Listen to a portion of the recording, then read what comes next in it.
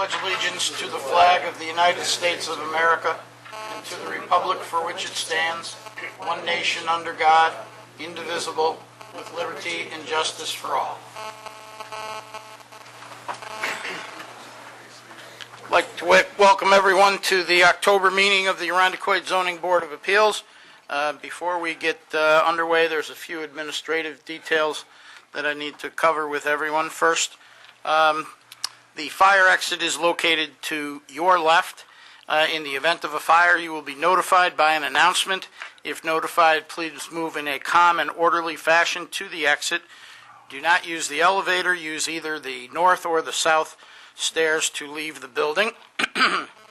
Our Secretary, Michelle, is present tonight and recording the meetings for the purpose of a record, not a verbatim transcript. When you come to the podium, please identify yourself by name and address each time you come to the podium, and please speak clearly into the microphone so that everyone can hear you. We will follow the items on the agenda in the order that they appear on the agenda. There are extra copies of the agenda available on the table near the door. Once the case has been called, the applicant or their representative will come to the podium, identify himself or herself, state their address, be sworn, and then present their case. During their presentation, members of the board will have an opportunity to ask questions or to obtain clarification from the applicant. Once the applicant has concluded their presentation, the case will then be open to public input. Anyone wishing to speak to the board will come to the podium, identify themselves along with their address, and direct any questions to the board, not to the applicant or to any other persons present.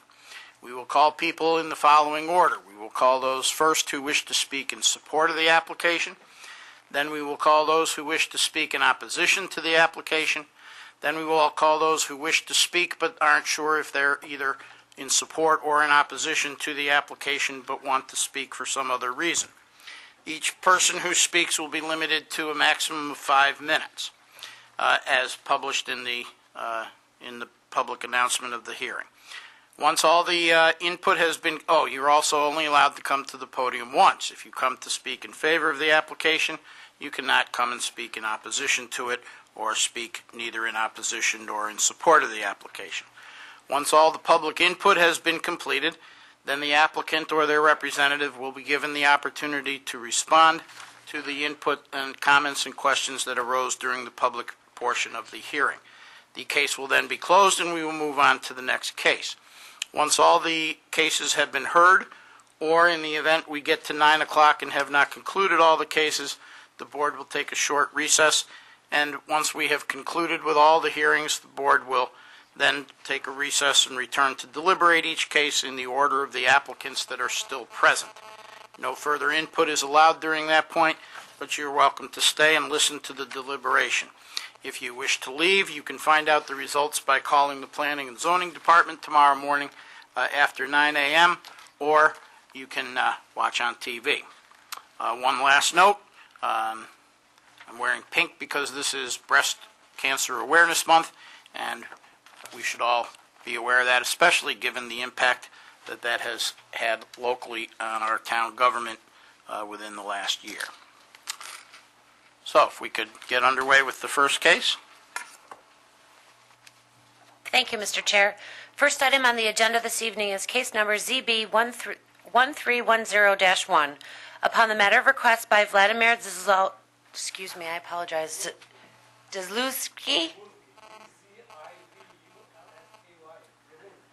Thank you. For a special use permit to harbor 10 hens with chicken coop and run pursuant to Section 235-70 of Town Code on premises 2019 Portland Avenue in an R1 residential district.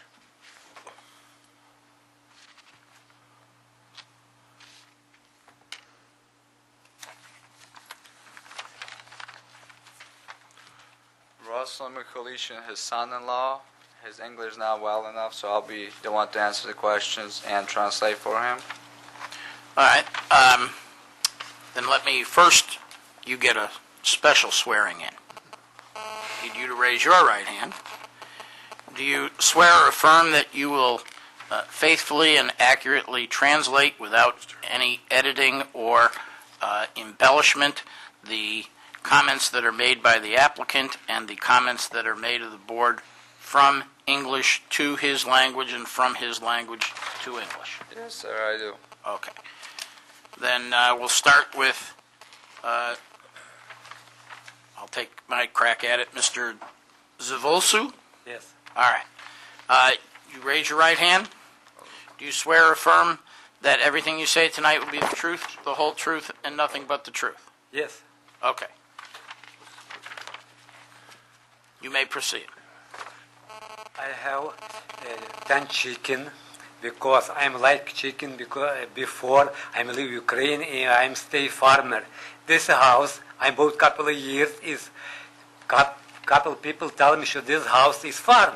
I go May I bought 10 chicken. I work small coop. This is 10 and 15 size. Before I'm paying. One day, I forgot gates from coop. I go job. It's my maybe 2 and 3 chicken go out. Go my no neighbor street. In the second street neighbor's house. This is a neighbor have nice fans. Three green sauce, 3 fans. Is my chicken eat? His chickens crossed the street, and the neighbor had fans, like a hedge fans. The chickens crossed the street? Yeah. Yeah, because he forgot to. Well, We won't go as to why. Well, he was going to work and he forgot. He didn't secure the gate as he should have, like he usually does. So the chickens got out and they didn't go to the neighbor that was right next to her, but the one that was further one out, and she has a hedge fence, and the chickens were picking leaves and what I was calling on the ground.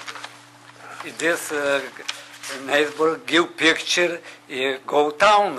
Town give me ladder. I'm go town and pick up and pay money from board and pay money from coop. I have receipt. He got the permit like the I have town permit. requested it. He drew the blueprint for it, and You got what permit? What permit did he get?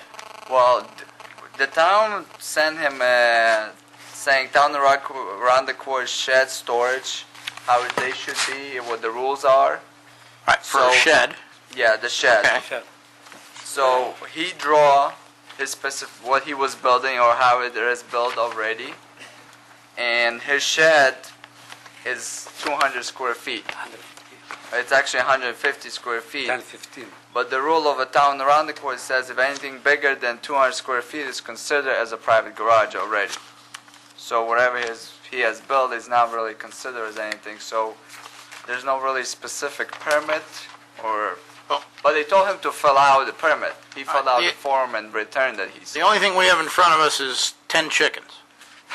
We don't have a shed or a garage or Yeah. 200 plus square feet or whatever. Yes. I'm give permit. So I'm not sure what He you're has a talking about receipt with that that. he filled out the permit to Alright. build a coop. Oh, okay. Now we're talking about chickens. Okay. Yeah, that's the chickens. Alright. Because the town, when the neighbor took pictures of the chickens and the coop, and the information the neighbor had, the lady submitted to the town, and the town, based on the information, sent him a letter saying, if you build any structure bigger than 200 square feet, like the rules of storage and sheds in town around the court. Okay. So, based on that complaint, he came in and filled out an application and paid for it and everything. And yesterday, Yes. yesterday he went around all his neighbors, the immediate neighbors that live around, and wrote a letter saying, I can present if I may approach. Just hand it to Mr. Santor and he'll pass it down. If anybody has anything against him keeping the chickens, if they're causing any issues or anything, and if people are in favor, please sign and put your address and your phone number and the full name. So there were 5 neighbors that he could get a hold of. They all signed. The other 2 were not home at that time. So How long have the chickens been there? Скільки вже кури там у вас? May. Since May. 'Cause I'm seeing that there was a complaint Бути були маленькі. on December 10th, 2012, that there were chickens at the property, Yes. and the inspector came and he didn't see them. But why would there be a complaint about chickens if there are no chickens at the property? Каже, Десембр 12 року, що був комплейнт, що у вас були кури на прапорі, а коли прийшов інспектор, то курей не було. Я загнав їх в куб. У вас були кури від 2012 року, Мей 2012. Я навесні купив. А було комплейнт Мей цього року, так? Цей рік, є.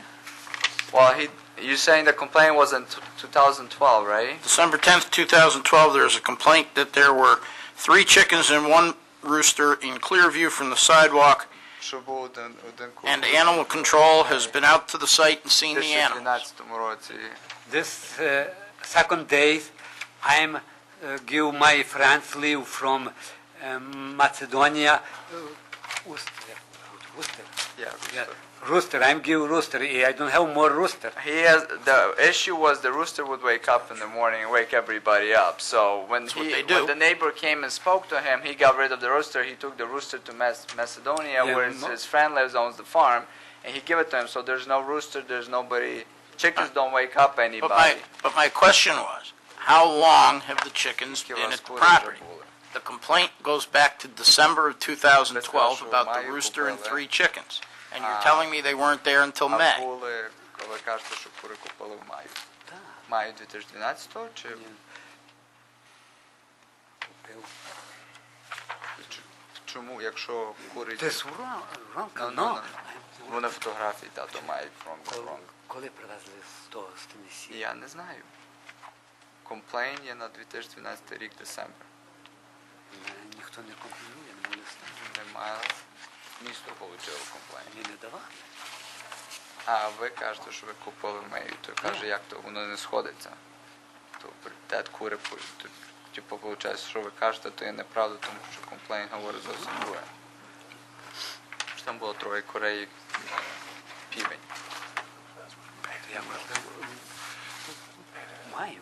Коли Ну, продавали? ви в Теннессі купили Я. май, а раніше ви мали Ну, раніше не мог з Теннессі. не з Теннессі, а такі мали. Ви такі не купляли? I bought from Tyler Road. Коли? May? You sure? Yeah. То при чому вони кажуть, що То щось комплейн wrong. зовсім другий. I not understand. This is wrong. He can't because remember. I bought 104 East Tyler Tractor Tyler. It's May. He went down there at the place and 104 and the tractor Taylor place, and he bought the chickens as far as he remembers in Yeah. May, and the other part of the chickens showed up in May too. So he quite can't really put 2 dates together in his mind. But at the same time, he says he never actually had any complaint from a neighbor directly at that time when they were saying there was a complaint. Nobody said anything to him. He doesn't. He can't recall it. So I'm. How many chickens are on the property now? 10. 10. 10. And what prompted you to get 10 chickens as opposed to 3 or 4? We like to fry eggs for breakfast, and that's what he eats for breakfast. A lot of eggs. He fries them, and he gives me some. I fry them too. So It's my big family. we Ukrainian. We have big families, and we My big family. like to eat healthy. So that's why it's 10. All right, there's a letter in our packet from Mr. and Mrs. Dillon, who live behind you. And their letter indicates that the rooster that was on your property awakened them daily between 4 and 5 a.m. for well over a year. Каже, що півень, який у вас був, він їх будив And the цілий рік. complaint from December of 2012 relates to a rooster and 3 chickens. Excuse me, I have question. What problem rooster? I don't have rooster 3 months. Та ну. Во время 2012 року півень будив їх цілий рік. По цьому є, що вони пишуть, тату. По цьому жалоба є. Во время 2012 року. Rooster, no problem. Well, the rooster's gone now, but the information that's been being presented to us is that the rooster was there for I a know, year. I understand. You're telling us that the rooster was only there for 3 months. Okay, I Then understand. we have a You complaint have about people. chickens in December, and you're telling us that the chickens didn't arrive until May. Кажете, що So I'm trying to clarify what's really going on here. хочу знати точну дату, коли кури були, коли півень був півень. Дата пише, що буде у 2012 році цілий рік. І він її кожен Не раз може, піднімав. не може бути. This is Люди wrong. записали дату. Це було ні. Because I'm both Tennessee, коли Я тату говорю то, що Я, ну, письмо, I те, що у вас understand. письмо тут є. Те письмо, я ну, почитаю. Let me show you. I have question every people. What wrong Worcester? Because his music is work outside and plaza from 11 o'clock. Very noise. What problem are you, Rooster? What trouble? That's not my question.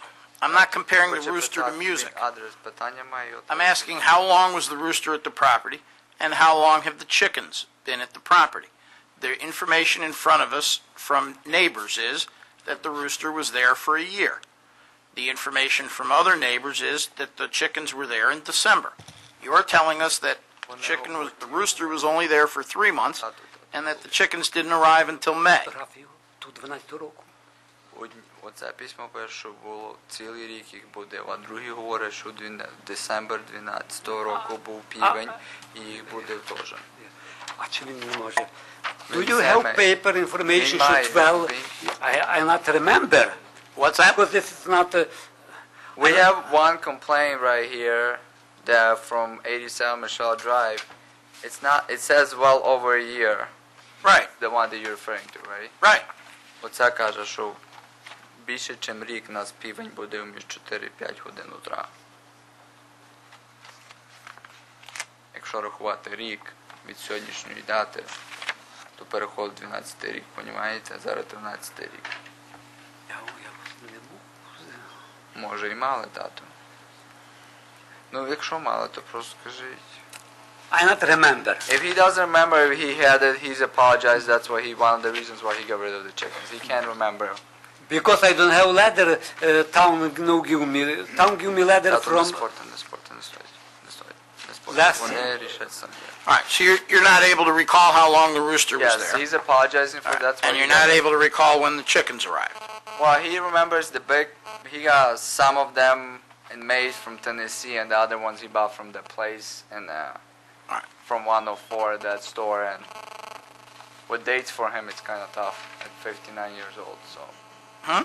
at 59 years old, he has a heart- 59? Yeah, he's almost 60. Well, that makes him only a few months older than me, so that's not necessarily Well, a yeah, valid I know. I'm just saying he can't remember a lot memory of problem. things. Just a kid compared to me. I mean, really, you know? I not understand what problem America problem from chicken Worcester Та, тут is. закони є. My country no tell no bother me from chicken. What? Due to the complaint, he got rid of the rooster, and the chickens are now in the coop. They don't explore. They don't go over a fence. They don't get anywhere out. They completely secured, and he makes sure since the last complaint there will be nothing. And can you explain to us what steps he's taken with respect to this coop that's on the property?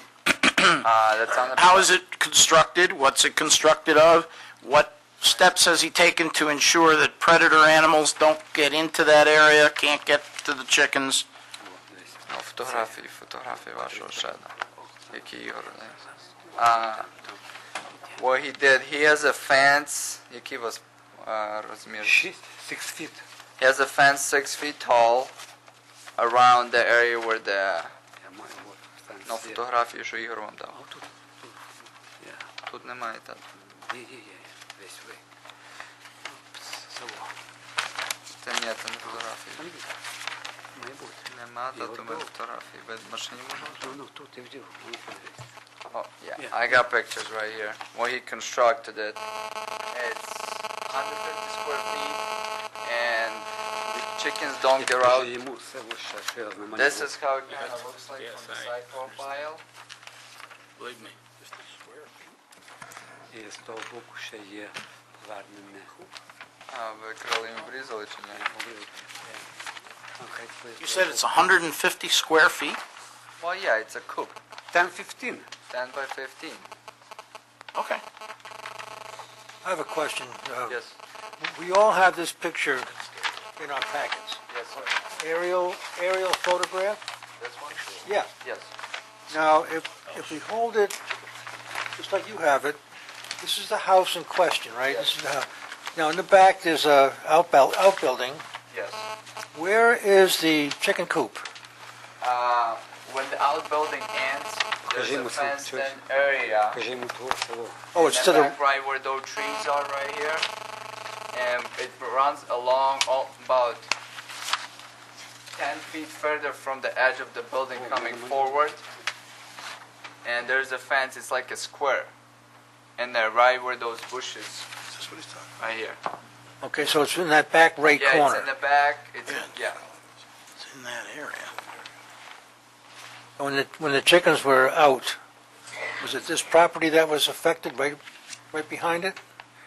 Тату 8, Michelle Drive, де є. Коли кури вилізли, куди вони пішли, не Пішли пішли? поза гараж, тако пішли десь поза гараж. Сюди, на цю територію. Є. На цю, Є. подивіться, на цю, так? Так, вроді. Пішли вони тут, пішли тако поза гараж, туди в округу. Okay. Не показуйте. Yes, because the fence runs along this way and there's a tree, two long trees, so chickens, when they got out of the coop when he wasn't home, they climb on the branches, they, you know, like you can jump from certain heights, and got over the fence into the neighbor's property. That's how the chickens ended up out. That's how the chickens crossed the fence that's 6 feet tall. And since then, they haven't been able to cross because he doesn't let them out anymore. He didn't realize they would grow so fast to be able to. They climbed the fence? Well, they didn't climb. He has some 2x4s, like ladders. He doesn't know how to like, No, stuff. And they climbed, you know, whatever he has stored down there or whatever. No stuff. Я купував в Гомдіпі, я брав ресіпти, як у них. Ремітика робив фенс. Я знаю. In the letter from the Dillons, it suggests that the chickens ran freely for 2 months, July and August of this year. Now, that's a little different than what's being presented, that they got out one day and only 3 of them got Пройшло out. время, July і августі, 3 кури спокійно гуляли кожен раз. Собі розгулювались по всій території. Це той день чи два був. Ну, не день, тут цілі 2 місяці. Ви вже розумієте? Що ви на це хочете сказати? Не хочете? А взяв ті крила. This is white chicken. Легкі, як вони, Легкий, поїзд. легкі, вони літають, перелітали. Oh, well, the issue was with them why they would run freely, especially when he's home, he would let them out of the coop to supervise them so they can get some grass and feed a little bit on the ground. When they grow to a certain degree, when they after baby age, their wings grow and they kind of can, if they jump high enough from the high point, they kind of can fly a little bit. It's a white chicken. That's why they would have a tendency of going over a fence. So he clipped all the wings. Now they can't. Я фотографію кілька день він видів, що літає. Ну, тут тато в письмі пише. Він міг він що хотів попіс- писати. When were the wings clipped? What, sir? When were the wings clipped? Коли підрізали крила. Після того, як мені прислали, як він мене цей Нейсбор мені прислав лист. Say what? Ну, є. After the 57. after the neighbors sent him a letter, It's the number complaint. 7. 87. Yeah. After the 87 Michelle Drive, he received a letter. That's when he clipped the wings. The ones dated September 9th? That's attached to the materials that we have? Тут ще якийсь ще одна жалоба є у вас. Да, ну хай показує. Оця жалоба. То все звідки те саме. September 9. I don't have that one. I only have an 87 Michelle Drive, and that's Yeah, that's a September 9th, yes. And it I'm says so sorry. September 9th. Yes, that's the one, yes. So it wasn't until after this letter that the wings were clipped? Yeah, after he received the letter, he clipped the wings. Right, but he was letting them out of the coop and they were flying around while he was supervising them? Well, he would let them out and be in the area, but, you know, when you got 10 chickens, try to watch everybody. Make Well, sure- that leads me back to my earlier question as to why we need 10. I mean, if he can't control 10 chickens, it's just what you seem to be Він каже, saying. якщо ви не можете 10 курей контролювати, то нащо вам 10 курей, And тому що вони літали. And I'm unclear about what you're talking about when you're referring to the coop. Are you referring to the fenced-in area? Or are you No, it's referring to the actual- structure? It's an actual structure. I passed the pictures. I don't know if you received them.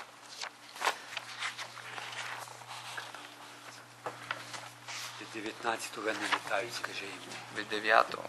Від 9-го від вони літають. Ну, а каже, коли ви випускали їх до 9-го, вони літали як хотіли. То що? Тату, не як ходиш. Що мають бути як в джейлі? Тату, просто треба Ну, зразу прирізати.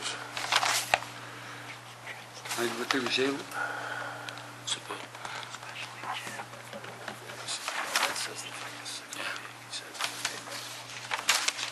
It's a 10 by 15.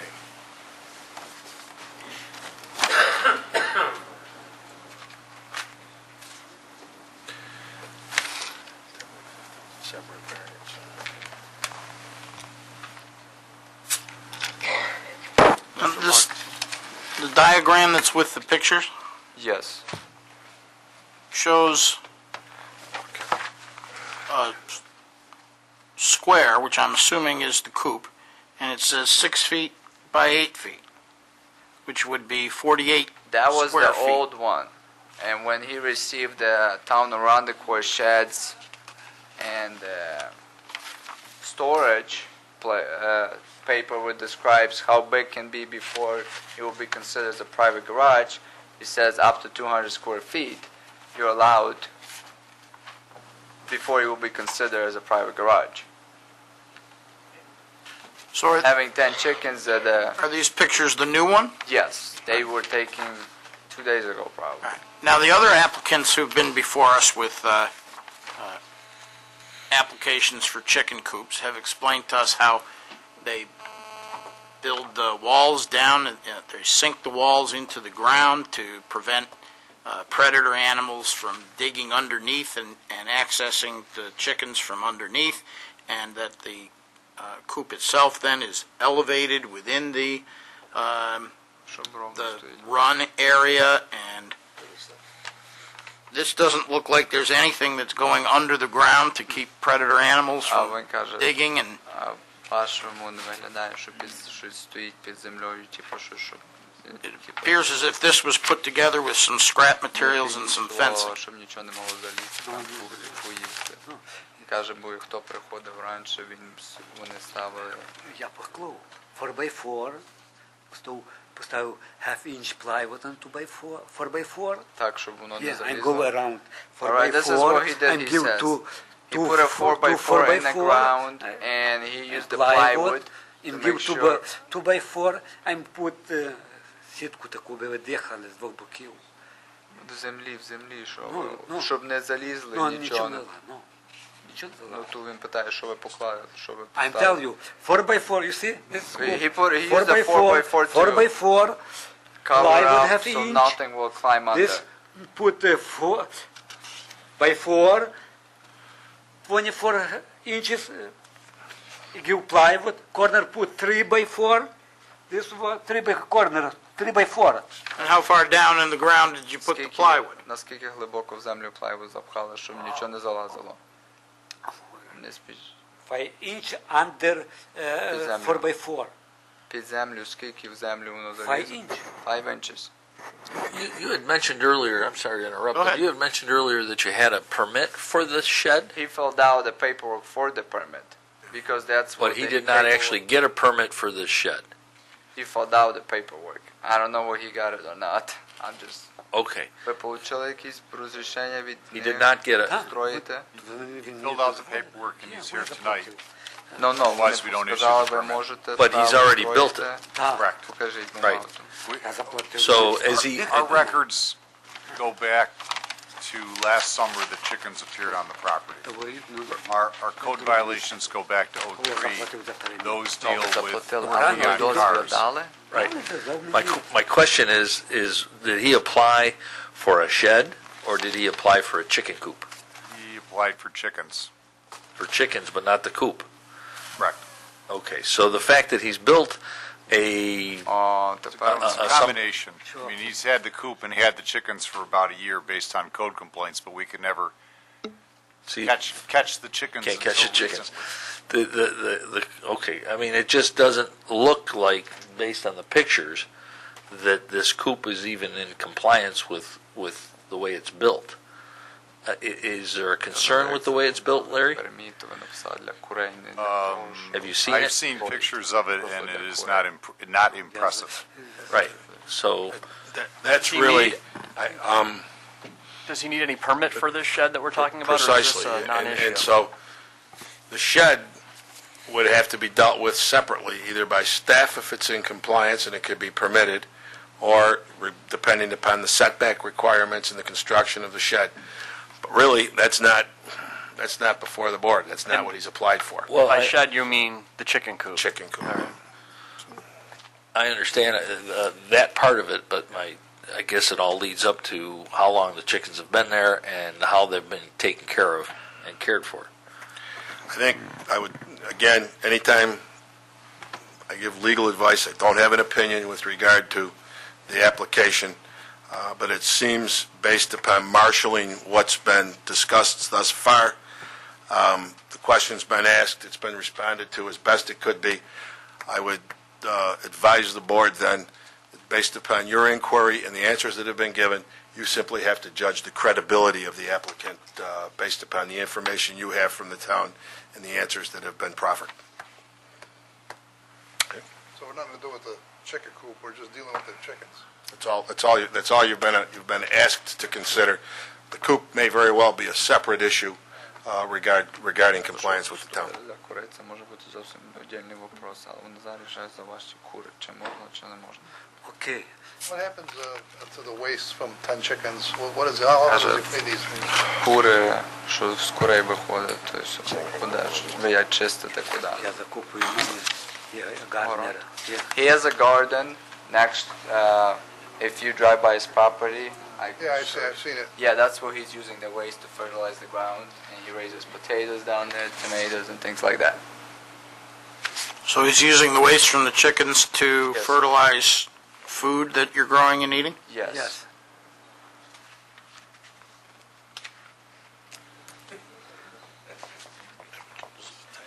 Mr. Hammond has some experience with chickens in his past. Well, I do. And chickens do cause some difficulties in the neighborhood, particularly when they're allowed to run free. Yes, sir. One of the things that concerns me is chickens have a way of attracting rodents, mice, rats, and so forth. Have you seen any of that activity there? Well, he did catch one. He has traps set up for them around the coop and around the area where they can come and climb. So he caught one. It's been последний раз, коли звіря поймали там, що до корей добирався. What did he catch? Кого поймали? One month. Кого поймали? Руден чи кого? Я не знаю, таке велике я відніс у Який парк. колір? Brown. He doesn't know what it's called, but it's about this size. It's brown. About a month ago, he caught it in his. It's how big? I don't know what it's called. I didn't see it. So. This is big. I have gates, metal gates. He got they trapped, so go he catches inside them. and go park and put on park. He let it out in the park. He took it back Park. to the. Okay. Well, some other concerns. The Center for Disease Control has raised a lot of questions about disease coming from having chickens. They're saying that cases of salmonella have increased dramatically as more and more people are having backyard chickens. And there's quite a few reports that have issued, and I gave one to each one of the board members, but just the headlines I'll talk about for a minute. The Center for Disease Control reports more salmonella illnesses linked to chickens. Multiple state outbreaks of human salmonella infections linked to live poultry in backyard flocks. In this particular case, there were 8 outbreaks reported and 450 people were ill. And they were all tracked back to one hatchery. Another report the CDC put out said poultry sold at New Mexico hatchery linked to 37 state salmonella outbreak. Do you think the applicant is understanding what we're saying? No. Sorry, I don't know if the applicant is understanding anything hope that's Son going on does. right now. Well, you're saying disease spreads and things break out due to having a chicken or chicken Correct. coop, right? Yes, particularly young chickens. Yes, but these chickens are raised with no chemicals, natural, just like any plant raised is in the ground, out of the ground. Chicken eats grass. There's no any special chemical that he buys to add or anything. So I wouldn't, all those places that you named, those places, as far as I know, they raise chickens in a very short period of time from the small to the big because they gotta sell them or there's a request for a specific amount of them, right? So due to the chemicals that they feed into the chickens, it could cause humans, us, to get, it might not be good for our body or immune system, depends on the person, how strong your immune system is. Mhm. He's not using any chemical or anything. He just grass, whatever goes in the yard, he cuts grass and he gives it to them. So there's no chemical pre-mixed with the food or nothing. It's all natural. And since he had them, he hasn't been sick, so... Я би му задав питання. Other than the eggs that he's talking about, does he intend on eating the chickens too? Ви їсте яйця, з кури деколи кури теж хочете їсти? Yes, I'm like, this Yes, there you is go. the organic food, because So my after, chicken no eat chemical. After the 10 chickens, whether they're dead or he eats them or whatever, does he plan on getting 10 more chickens? Let's put it that way. Якщо ви з'їсте 10 тих курей, яких ви хочете ще 10 взяти? Я навесні знов куплю May. He I says- bought next year he May, says, small If baby. you permit him, he'll I buy go- more 10 after he gets rid of the other 10. Yes.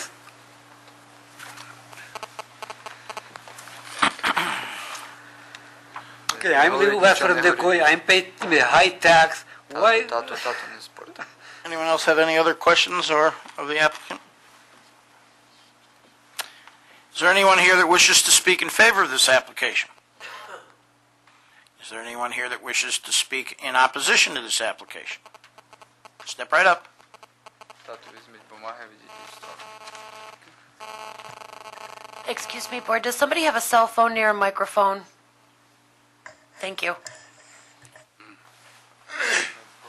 Is that what does that? That's what does that.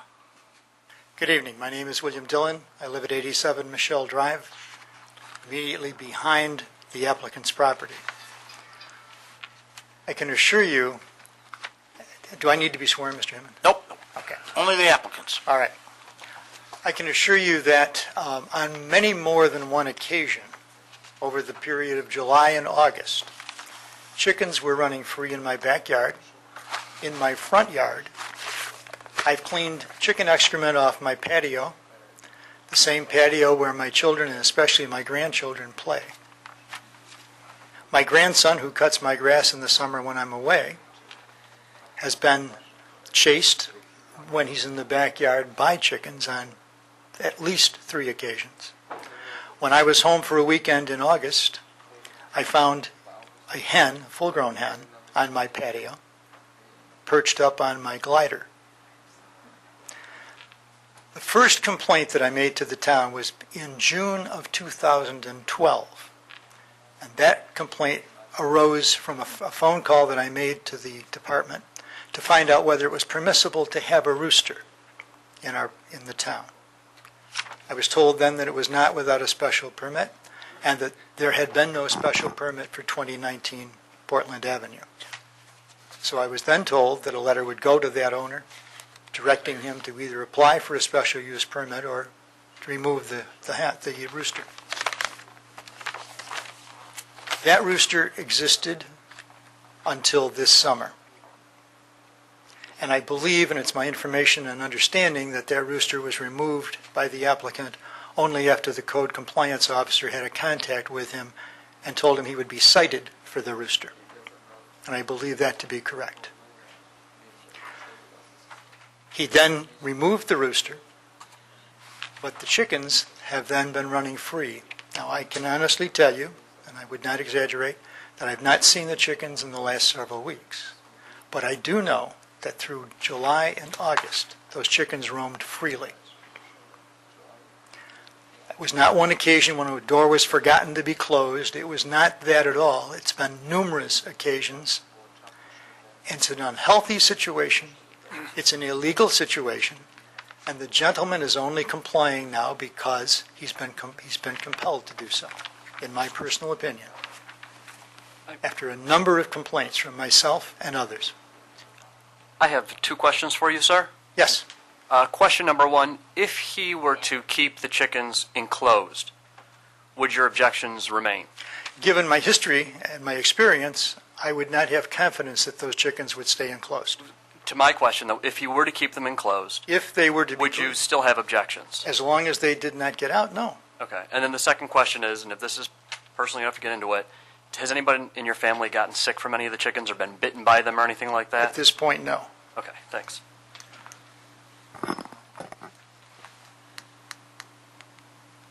Anything else? Are you the house that is directly behind the garage? Yes. Well, I don't know. I've not seen the pictures. But my But you're house, down the side street. we're on Michelle Drive, which intersects Portland Avenue to the north, and our property runs along the side and behind Right. the applicant's property. All right, so you're on the north side of Michelle Drive. We live on the south side of Michelle Drive, but Michelle Drive is on the north side of the applicant's property. Okay, so you're, okay. I'm thinking you're the house directly behind his house, but you're kitty cornered a little. Yes, Okay, at an angle behind him. okay, thank you.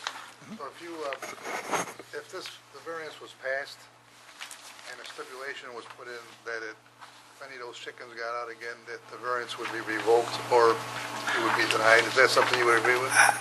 I can't honestly say that I would agree with it. I would not be in favor of having chickens that close to my property, but that's my own personal opinion. Closest, so your opinion counts. I would not be in favor of it, no. Anything else, gentlemen? Sorry, on that point, I mean, 10 is a lot of chickens. Would you have, would your objection be less if it were 2 chickens or 4 Mr. chickens? Paulino, I'm really not going to, we're not here to, I'm not here to say 10, 3, 4. I believe that it's inappropriate in a community as closely, in a residential property area such as we are, to maintain chickens. That's my personal opinion, and for what it's worth. I think it's improper. And I'm sure you're aware, but the problem that we have is that because the ordinance indicates that a special I use understand. permit is required, someone else has already made a determination that this is not an inappropriate. I do understand that, Mr. Inman. I'm expressing my opinion in answer to a question. No, I understand, but for people who I are do. watching or, who are here tonight, that's the constraint. I understand that And you have to comply with the law. Right. I would also say that the gentleman has to comply with the law. He's had that law in place for a number of years. He has not complied, and I believe that to award the permit to him tonight might be rewarding him for non-compliance. That's one of the reasons why I was interested in trying to clarify how long they've been there. Yes, So sir. I appreciate that. Thank you, sir. Thank you. Is there anyone else who wishes to speak in opposition to this application?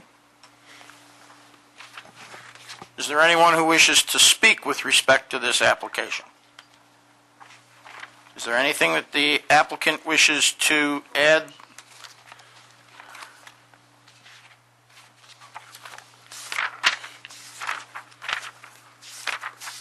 Only has one question. If you need to come up to the microphone. He just wants to know what's your answer gonna be. Will he be allowed to keep them or not? Well, That's the only request. As I explained at the beginning, what we do is we do all the hearings, Yeah.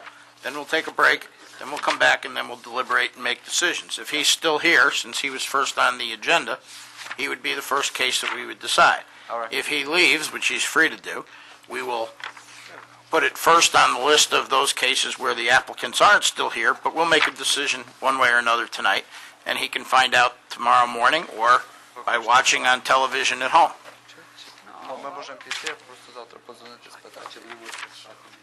He's asking a question. Can you send him by the mail the response? Because Oh, he would also receive notification by mail, yes. All right. Thank you, sir. Thank you. Thank you for your time. All right, we'll close that hearing and move on to the next case. Next item on the agenda is case number ZB1310-2. Upon the matter of request by Charles Maselli for an area variance to maintain an existing 6-foot-high stockade fence exceeding maximum allowable side yard height and maintain an existing shed with less than required side setback on premises 54 Arrington Drive in an R2 residential district.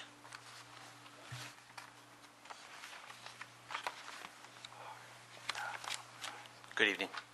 My name is Frank Michelli. I'm here on behalf of my dad, Charles, who resides at 54 Arrington Drive here in the town, 4622. You could raise your right hand. Do you swear or affirm that everything you say tonight will be the truth, the whole truth, and nothing but the truth? Yes, sir. Okay. So we're here tonight to ask for two variances. One, and both are existing items that are already on the property, have been for approximately 36 years, as long as my dad has been in the house. It was recently brought to our attention that there was not a original permit on file for the installation of the shed or the fence. We have since obtained the required permits for the shed, but are seeking a variance for the allowable setback off of the property line.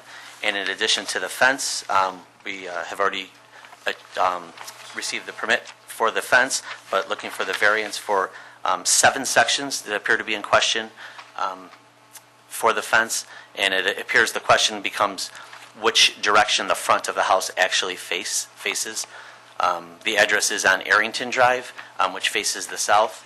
And I believe at some point the town record shows that the front of the house is actually Sandcastle Drive, so those 7 sections of fence become in question of whatnot. Looking back in all the documents from the piece of property as far back we could go, with the abstract, it appears that everything always stated that it was on Arrington Drive. So we're here tonight to seek variances for both of those things. As you can see within the packets of information that we had submitted, we've got signed documents from both property owners, one that faces the west of the property and one that's directly next to it on the north side that the property line runs in between. Both of them don't have any objections to it. The one household that's on the east side of the property, we've tried on numerous occasions to get in touch with them just to see if there was any questions or concerns on their behalf. And unfortunately, unbeknownst, we had not been able to touch base with them. Is the shed the 9x16 that's shown on the survey? Yes. Okay. And And as you can see from the, is that what's shown here, or is that the house on the east side? you're looking at the shed, sir. That's the shed? Yeah. And as you can see, it was built in conjunction with the house, thermal pane windows, vinyl siding, architectural roof that matches. It's on a poured concrete foundation. So has that been there as long, was that already there when he moved to the house? I don't believe it was there when we moved in the house, but I believe at some point there was added. Yeah, it was added, but the permit was either not issued or somehow got lost in translation. And it's been there 36 years? Yeah. Okay. Yes, sir. My question has to do with this tape location map. Yes, sir. Just to be sure, it's the purple highlighted area that the town is questioning, but the yellow is okay? Yes, yeah, yes. It's those 7 sections of purple highlighted that you're looking at that appears to be the question. That's because it would be a side yard fence, I think. Correct. Right? Yes. Yes, if the way the front of the house would face on Sandcastle Drive, that would be considered side yard fence, which would be above, and nothing allowable over 4 feet, whereas the existing fence is 6 foot tall. And that's what you were alluding to in your opening comments, that the front of the house is officially on the Sandcastle, or is it officially on Arrington?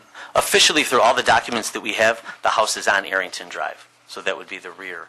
But I believe at some point, according to town records, it looks like that the front of the house is Sandcastle.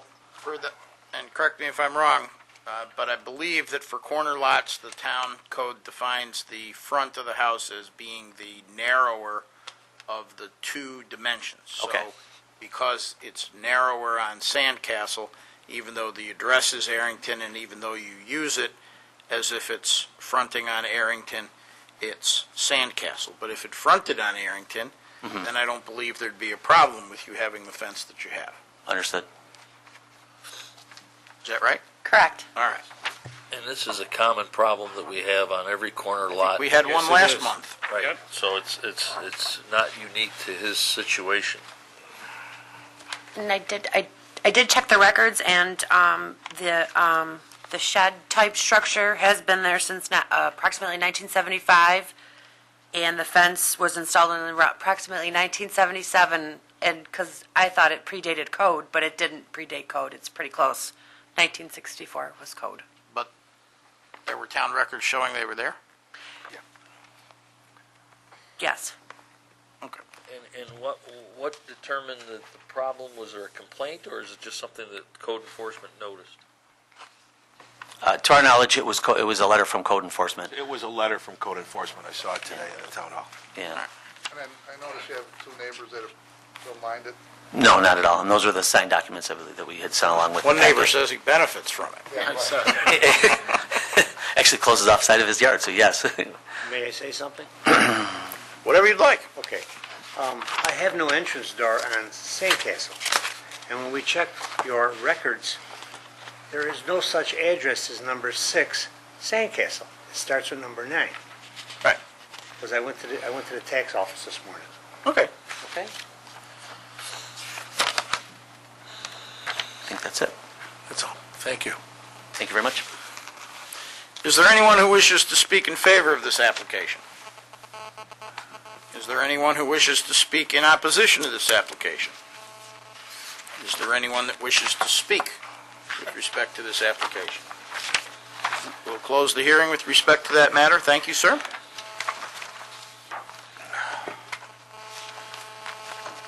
Just in case, while she's going to call that, just in case there's anyone here with respect to the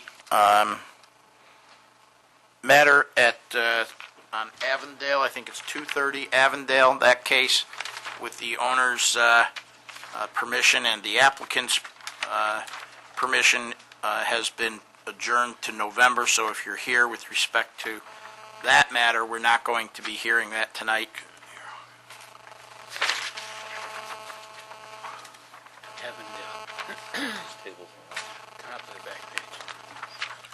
Ready? Ready. Ready. Sorry. Next item on the agenda is case number ZB 1310-3. Upon the matter of request by Jim DeMaw for an area variance to construct a rear addition exceeding maximum allowable lot coverage on premises 214 Brackley Road in an R2 residential district.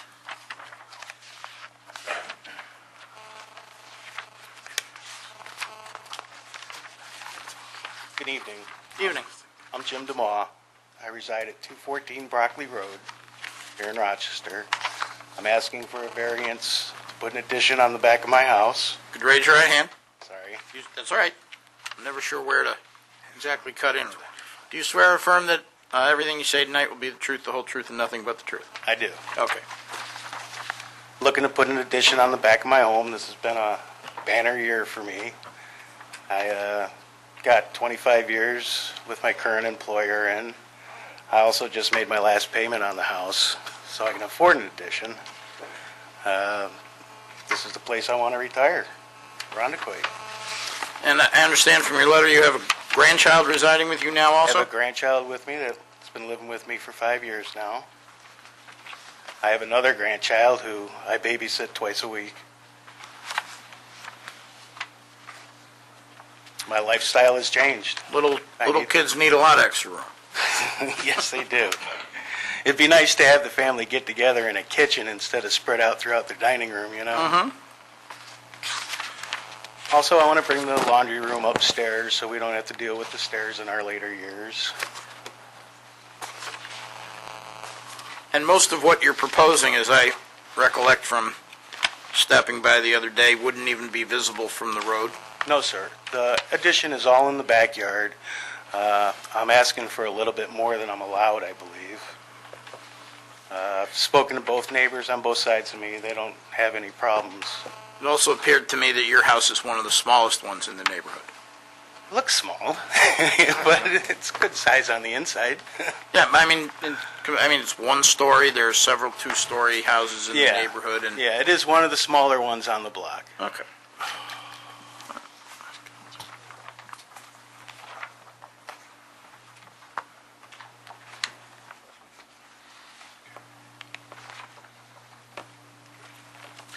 Is there anyone here to speak in favor of this application? Is there anyone here to speak in opposition to this application? Is there anyone here who wishes to speak with respect to this application? We'll close the hearing and move on to the next application. Thank you, sir. Thank you.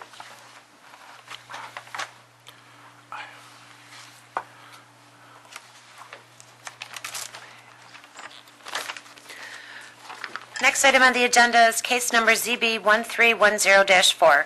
Upon the matter of request by Passero Associates, acting as agent for Anup Singh for an area variance to reconstruct the existing cashier's booth with a 20-foot by 25-foot cashier's booth exceeding maximum allowable side setback on premises 2417 Culver Road in a C commercial district.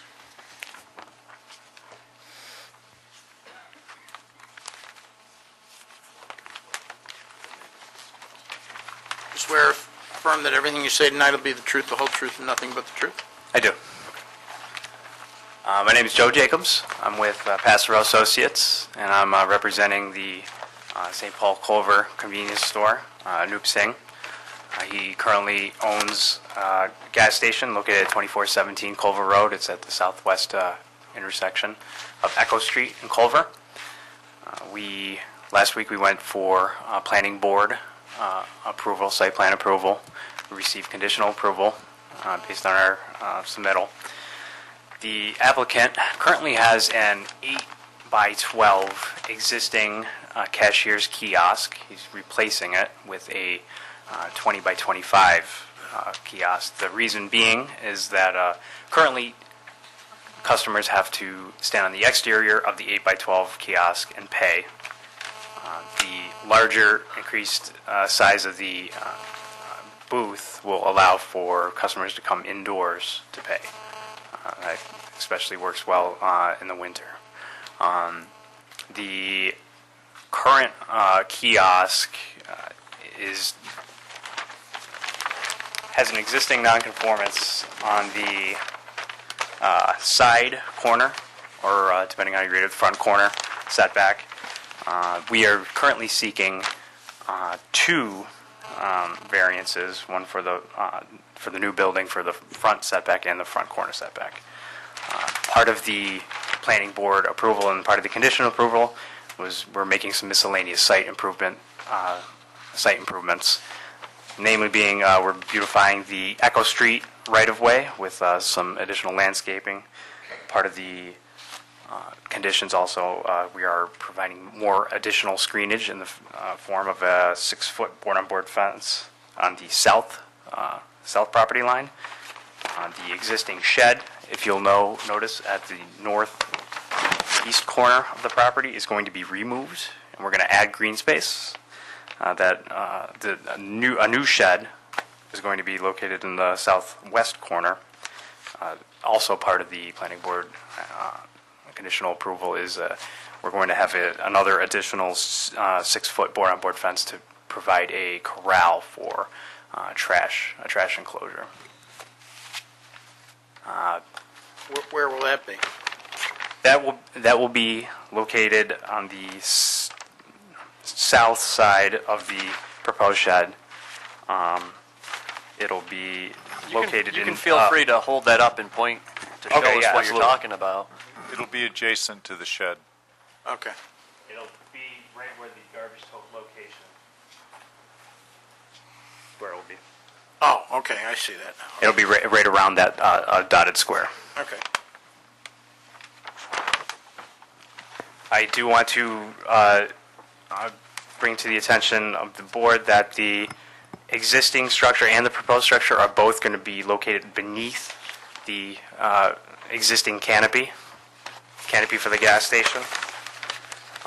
We located it in this specific area because part of the tank monitoring, tank monitoring for the actual gas tanks and the pumps are located on the rear wall. So the rear wall of the existing structure coincides with the rear wall of the proposed structure. We centered it in between the two gas islands to allow for maximum drive aisle width going both ways. We were not able to place the structure within the required setbacks because if we were to do that, the south pump islands would not be accessible. I think that's it. Would there be any restroom facilities inside? There will be a private restroom facility for employees, but there will not be public restrooms. But it's not indicated on this plan, right? Correct. Carm, can I just remind you to use your mic, honey, because I can barely hear you. Okay. Thank you. But it will be accessible to people coming in for change and stuff like that? No. The applicant has, in the past, had issues with the use of public restrooms at his facility. So he is going to have a restroom facility only for employees. It's going to be private use only. Okay. Is anything going to be sold inside as far as? What he intends on selling in the proposed facility will be the same merchandise. When I say merchandise, I mean it'll be oil, lotto tickets, standard gas station. Well, no longer will they have to use that little door like? Correct. There'll be an area for people to come in and pay. It'll be heated, so for customers to warm up. The area, the actual structure itself is a prefabricated structure. It's built to spec, built to suit. So whatever area he's going to need for the mechanical and for the register area, the remaining area will be for the customer and for retail. So he's not converting a cashier shed into a convenience store? Correct. It'll still remain a kiosk cashier booth. It'll just have an area inside. And the same, he's going to be selling and marketing the same kinds of stuff in the same quantities that he is now? I will defer to the applicant. We already have sale tax. We sell cigarettes, candies, and all that, drinks, everything. They're outside, then we're bringing them inside. Oh, they're not there right now. They're not there. We have existing. He is intending to increase the sales of candy, cigarettes, lotto tickets, but again, the area is not primarily going to be used for retail. It's not going to be a convenience store. It's intended to be an area on the interior for people to pay. He will subsequently house more product. So no beer or anything like that? The same. No beer. Oh, if we get the license, we will. But I don't think this space is that much that we will be able to do. So it's turning into a mini mart. Yes, mini mart. Okay.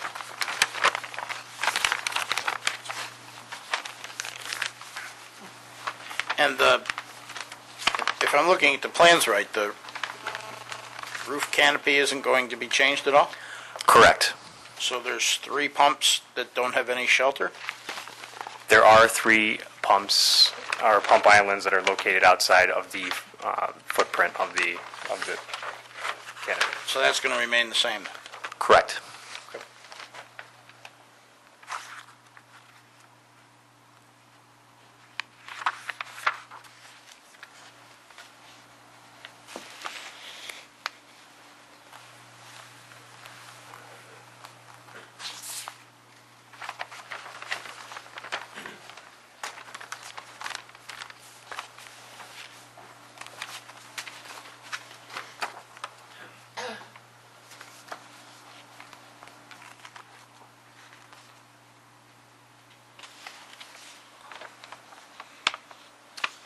have any other questions or?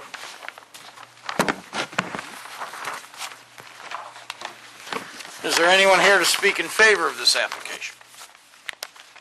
Is there anyone here to speak in opposition to this application? Step right up.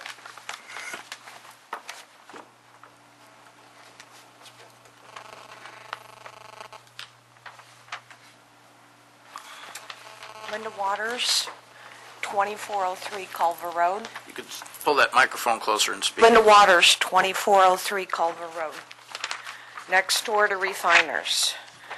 And I guess I'm a concerned resident. I've lived here 18 years now. I've seen the traffic that comes in to Refiners as it is now. My concern, and I haven't seen the plans, but where they're going to put a 20 by 25 foot building without removing the tanks or the pumps and have adequate parking and flow space for all the traffic.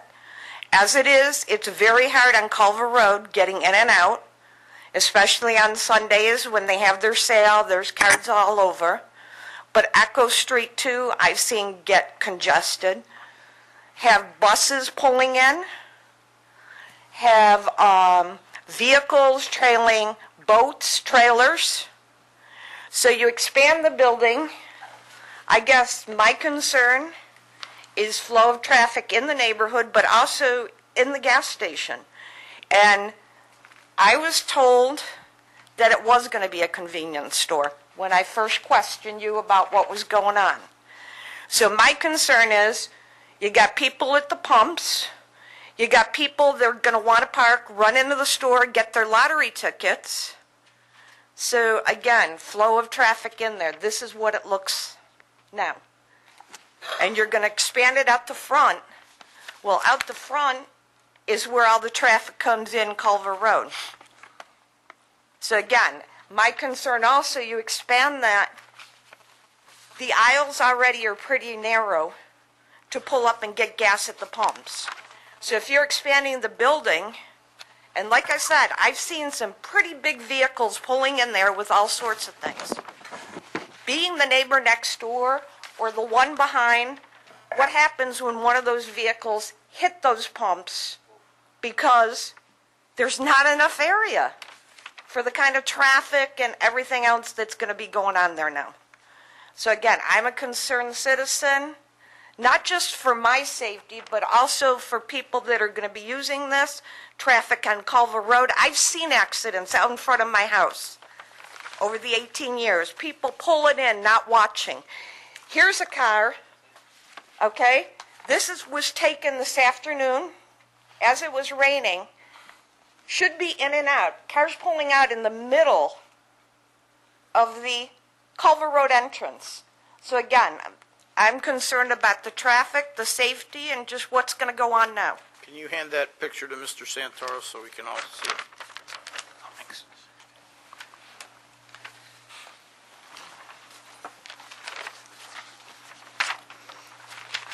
I have other ones that might show things a little better also.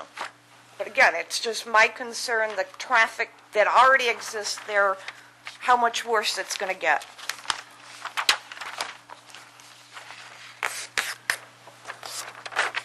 And if you've ever been going down Culver Road morning or afternoon rush hour, it's packed.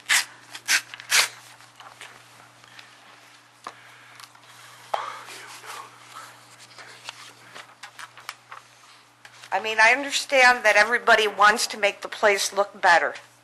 I'm not against that. I'm just against the impact that it can have on my neighborhood where I've chosen to live. I've beautified my house. And, you know, I don't want something happening to it because the gas station next door explodes or whatever because somebody runs into one of the tanks. And you can't park in the back because that's where all the gasoline tanks are, where the big trucks come and fuel.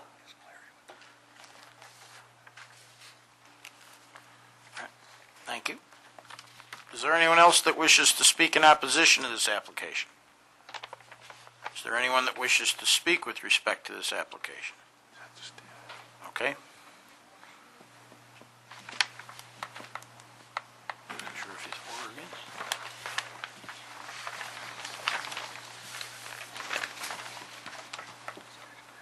Good evening, gentlemen. I was present last Monday when the planning board was introduced to this subject, and I witnessed the presentation totally. Can you give us your name, Mr. Sheridan, and your address? Thank you. I beg your pardon. James Sheridan, residing at 116 Brookview Drive. Thank you. Within the changes that are proposed and asked for is a relocation of the corral where trash will be housed or taken care of, temporarily stored. There was also the issue raised that oil would be, last Monday, there was the issue raised that oil would be sold, and that somebody present was aware that if you sell such a flammable product, you must also, by law, by statute or whatever, you're obliged to accept used oil for disposal. And that was clearly stated that that would be within the corral. But at no time was there mentioned any aspect of safety of that flammable liquid. I wish the owner to be aware that he could be liable for an accident with that waste material. And I don't know whether you can or should consider this within your deliberations, or whether you should refer it to the planning board, or whether you can normally, where flammable liquids are concerned, whether the fire marshal is involved anyway. Whichever. I do wish it to be mentioned on record for the owner's protection. I believe the planning board did talk about that at the planning board meeting. I watched the planning board meeting on television just last night, and they did bring that up, that they would get approval from the fire marshal for storing of the waste oil. I must have missed the aspect. Yes, Thank you, so sir. it is going to be overviewed by the fire marshal, so it's done correctly. Everybody is protected then. Yeah. Thank you very much. You're welcome. Thank you, sir. I can add to that. I think there was one other person that said they wished to speak. And while she's coming forward, if you could address that. I spoke to the fire marshal Tuesday morning. If you sell oil, like Wegmans, you do not have to take back oil. If you change oil, you do have to take the oil. So they don't change oil here. Also, they have a barrel. If there is a spill, they clean it up, we'll call it with kitty litter, but it's called Absorbol. It doesn't have the odor control that kitty litter does. And then that is swept up and that is put in the barrel that's going to be back in the corral. When they have enough of that material, then it goes to Mr. Singh's, one of his other stations, where then it all goes in a bulk transport. And an issue was raised regarding parking spaces, and I looked at the plan, and I only see one handicapped parking space. The earlier plan submitted showed the two spaces mirror image to the back for regular parking. So there are a total of 3 parking, which meets our code for the size of the building. Okay, so it does. They were just submitted on this, I noticed that they were submitted on this CAD drawing, but they are in the back of the building. Okay. And they were on the original drawing submitted earlier in the month. And they do comply with the code. Right, and I will also note, it is dimensioned on the plans that it's about 13 and a half feet from the central island to the pump, so your drive lane for a 6.5-foot wide car is double your width of car. Right. And then she made some reference to the sale on Sunday. Did they mark gas down on Sunday? I think they have 3 cents off on Sunday sales. Yeah.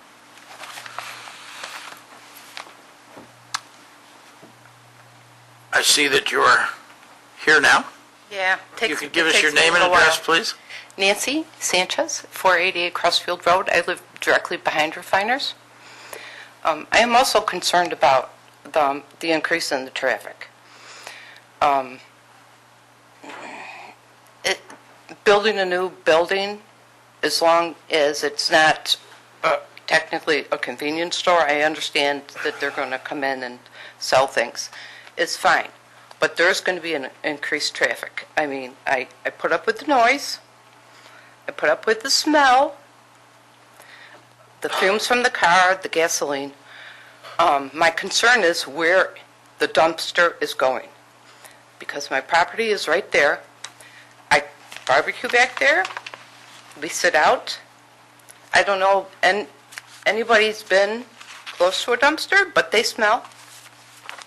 I honestly don't want one 20 feet from my yard where I sit and eat. And I certainly understand. I haven't seen the plans, so I'm not sure where it's going. But my neighbor had one for 2 years, and let me tell you, they stink when it's 90 degrees.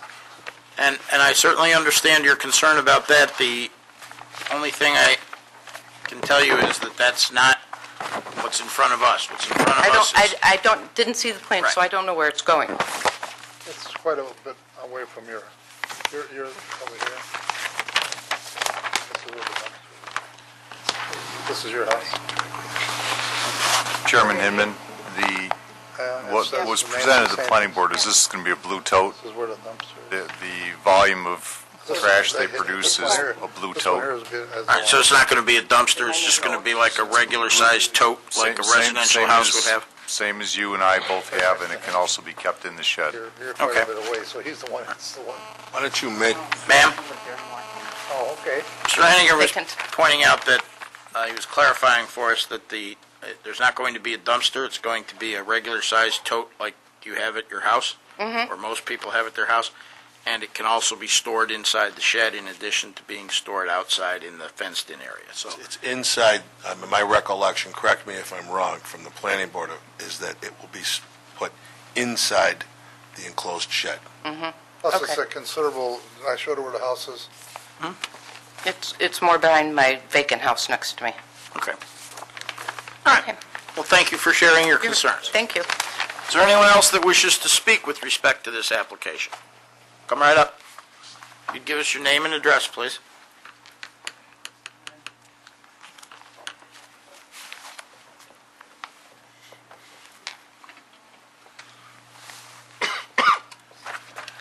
My name is Gail Bauer-Schmidt. I live directly across the street at 2412 Culver Road. And my concern mainly is that if it's a convenience store or anything, if it's a little mini convenience store, people will go in, they'll buy a little candy bar, and on the way out, they'll drop the piece of paper, and it blows directly into my yard. Now, the wind blows from west to east, and I have to go out before I cut my grass and pick up all the litter that's around my front yard before I come and cut the grass. And that's the part that bothers me the most is the litter. I don't want to see my whole yard full of candy wrappers or cigarette butts or any of that stuff. That is my most concern. Okay, thank you. Is there anyone else that wishes to speak with respect to this application? Does the applicant wish to address the concerns that were raised?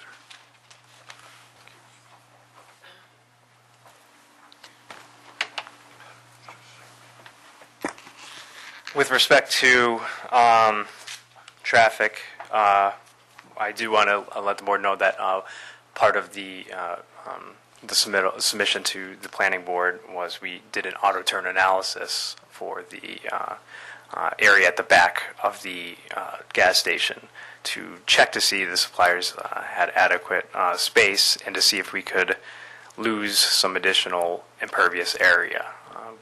Through that subsequent auto turn analysis showed that that area was needed to for the deliveries. I do also want to say that the applicant does intend to comply with New York State DEC petroleum bulk standards and the fire marshal, and as you said, it was part of the conditional approval that we do comply with the fire marshal or any comments by the fire marshal. And I believe Anoop has some additional comments.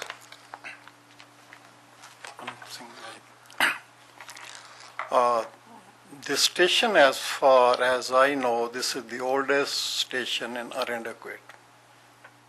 And Sunday sale, 3 cents off, this has been a tradition of this one, I don't know since how long. At the same time, selling a gas at a cheaper price, which I can assure all the residents that 98% of the times our prices are lower than even Henrietta, where everybody goes for filling the gas. So if the traffic is more, whosoever customers are coming, I have known the customers who are coming almost from 25 miles away to have a Sunday sale. So we are trying to keep up the tradition that whatever is there going on, we should not stop it. In no way I will assure these residents that Sunday, if everybody wants, we should stop the sale and customers should not get the rebate. I don't think it is good for business or for the residents.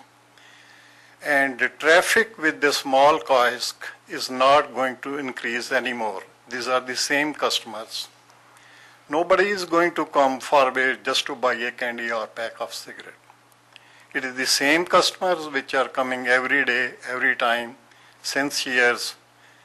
If somebody comes to fill up a gas, he may buy a drink. Right now, I have put 2 vending machines outside. With the 20 by 25 cars, these vending machines will go away. If I'm already since I know last 10 years, we are selling cigarettes, we have got a lotto, we sell candies, we sell oil to sometimes somebody is low on the gas, somebody doesn't have a brake fluid, somebody needs something like that. This has been going on. So the only difference what I felt was in sometime handicapped customers, while it is snowing, while it is raining, they have to stand outside, they have to walk outside.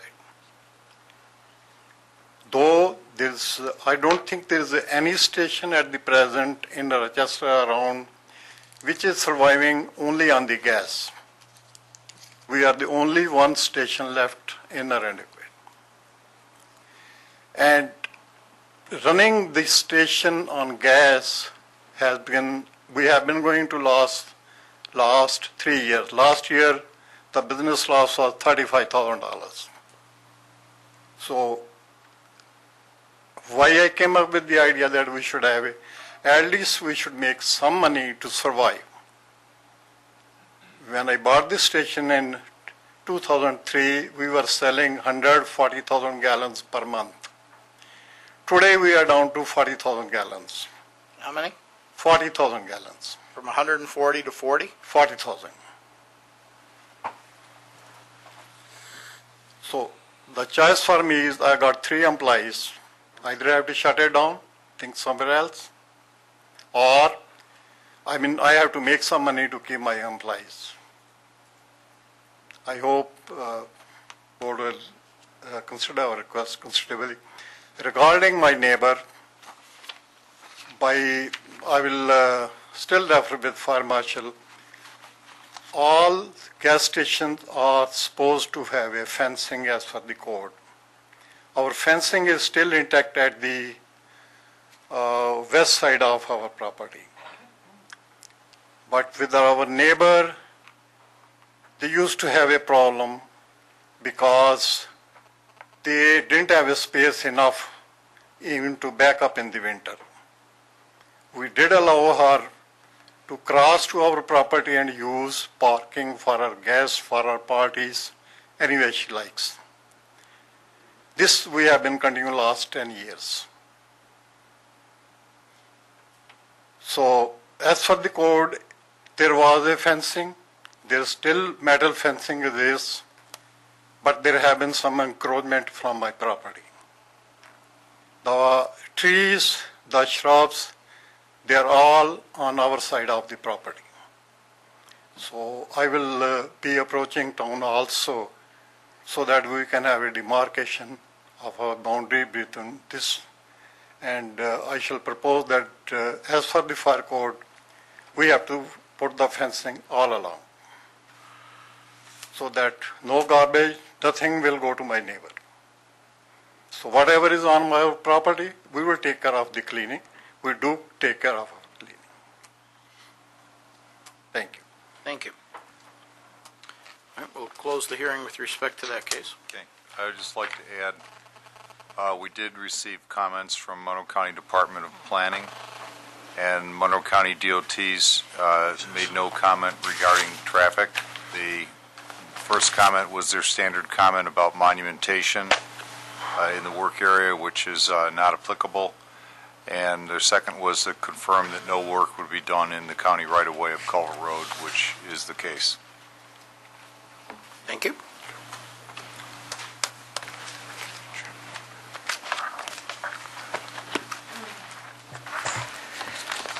Next item on the agenda is case number ZB1310-5. Upon the matter of request by APD Engineering and Architects acting as agent for Aldi Incorporated for an area variance to construct a 16,852 plus or minus square foot Aldi store and a 5,017 plus or minus square foot retail store with parkings, utilities, lighting, and landscaping improvements exceeding maximum allowable square footage on premises 2194 Hudson Avenue in a mixed-use commercial district and R5 residential district. My name is Steve Cleason with APD Engineering. I'm sorry, I just turned those lights on. He told me to turn this on. I didn't mean to blind you. Actually, I can do the swearing in first if you'd like. You would raise your right hand. Do you swear or affirm that everything you say tonight will be the truth, the whole truth, and nothing but the truth? Yes, I do. Okay. Anyways, I have a PowerPoint, and the way I set this up with Nate was to have you come around front and sit, if that would be acceptable to the board, and we would drop the screen. All right. Yes. Steve, before we begin with your PowerPoint, I think that it's important to put your presentation this evening in context with the Zoning Board of Appeals.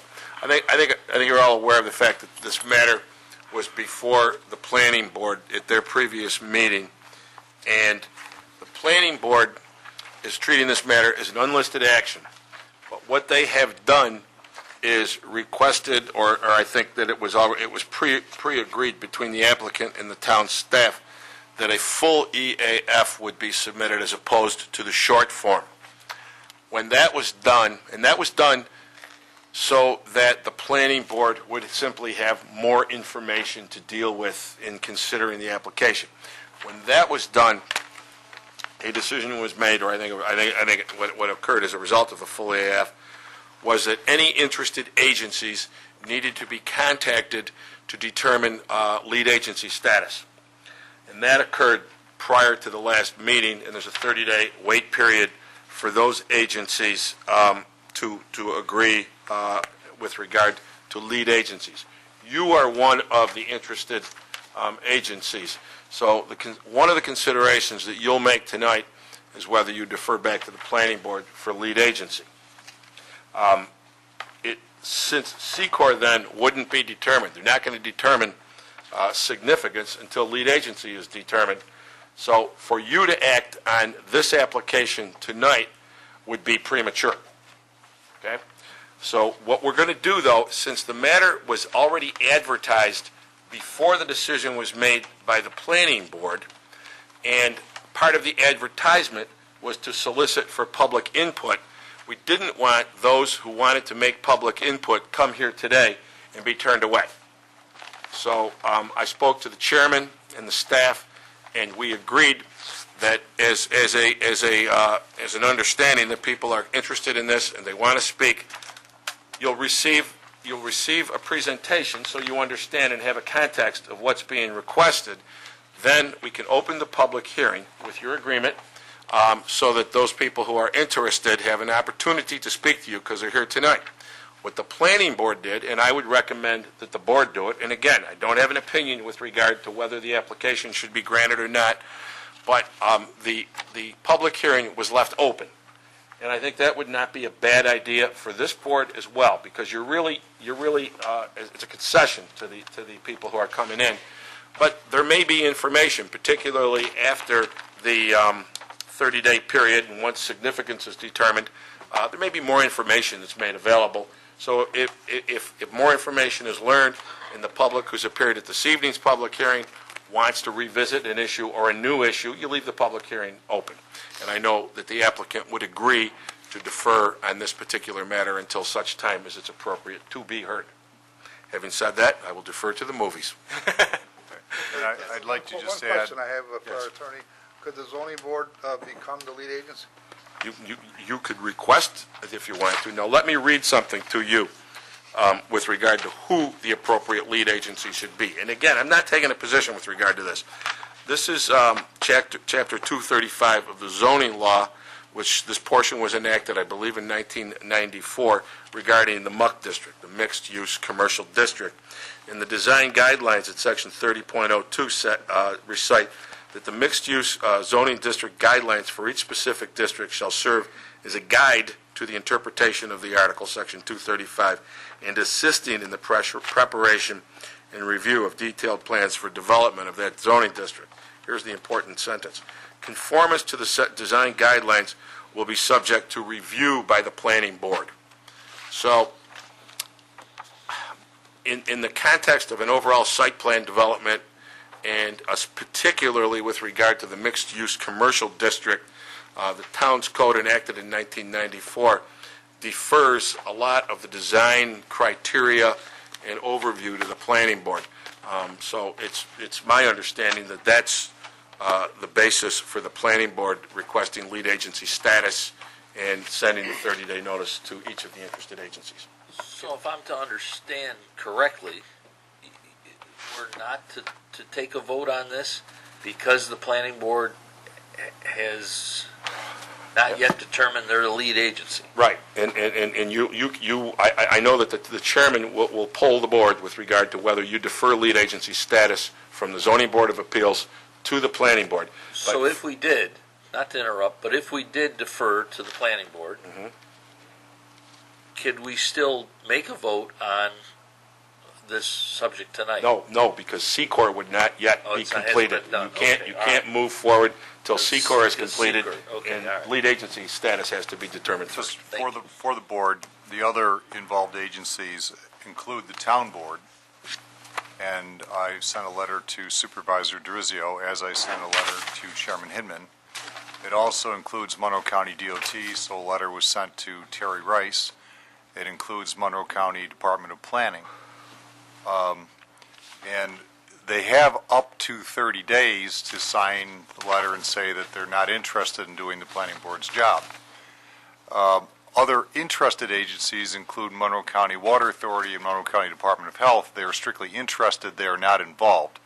But basically, when the planning board has received the letters from the involved agencies, including yourselves, they will then declare themselves lead agency. Right now, they've only declared the intent to be lead agent.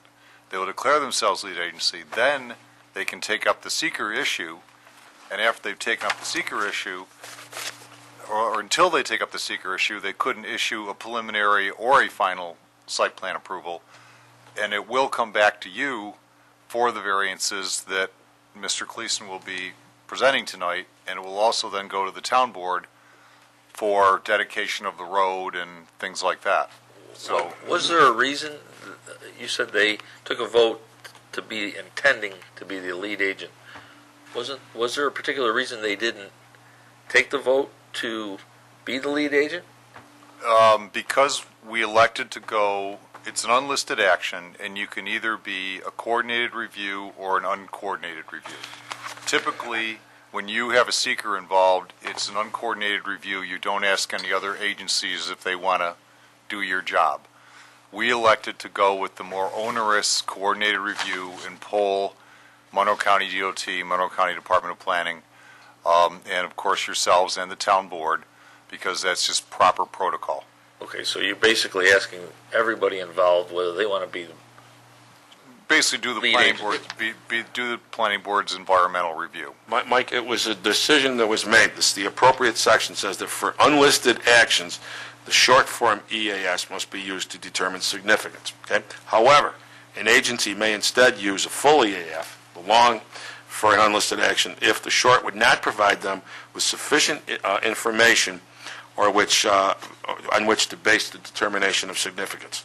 The lead agency may require information necessary as to determine significance. So really what the planning board was doing was saying, we're looking at this property, we're looking ahead, we're not comfortable with that minimal. I mean, the short form provides a lot of information.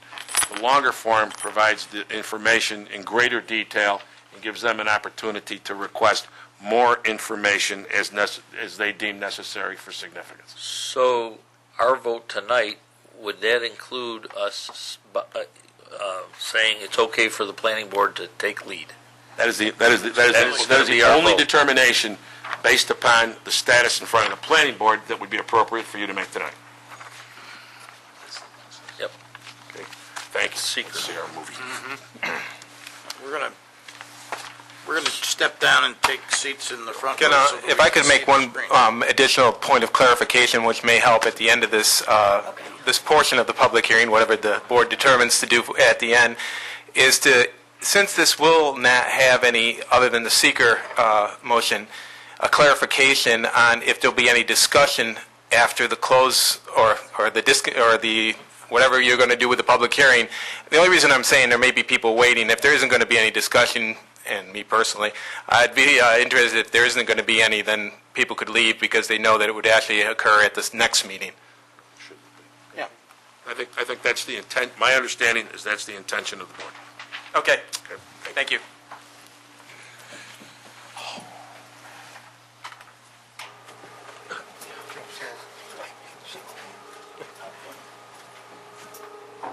How are you?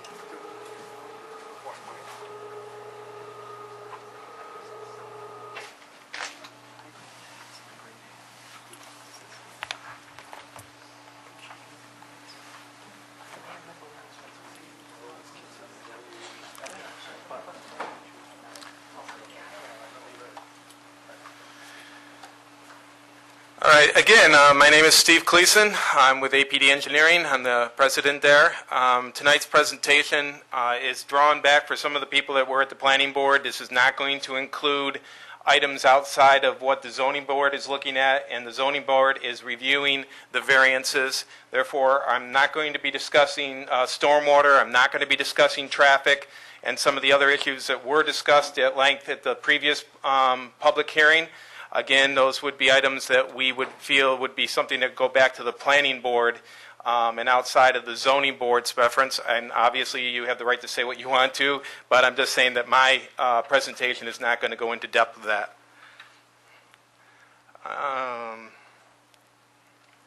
This is, if you don't, is it all right if I can speak pretty loud up here? This is an overview of the entire area, Titus, and this is Hudson. Larry's getting the portable mic for you. Oh, okay. Is this it? Yep. Just make sure it's on.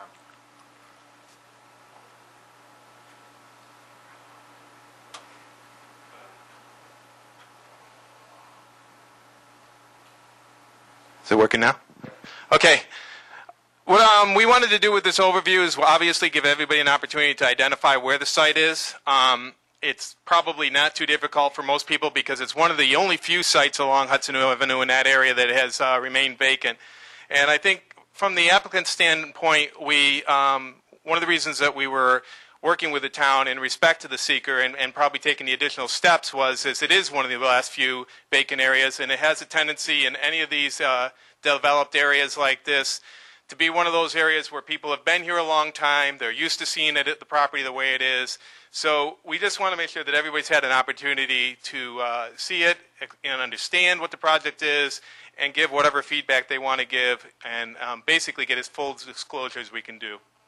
So again, as you can see, the Wegmans is over here. This is a traffic signal existing right now. It's a 3-leg traffic signal. We would be aligning right there with the existing traffic signal. That actually, there is a curb cut there.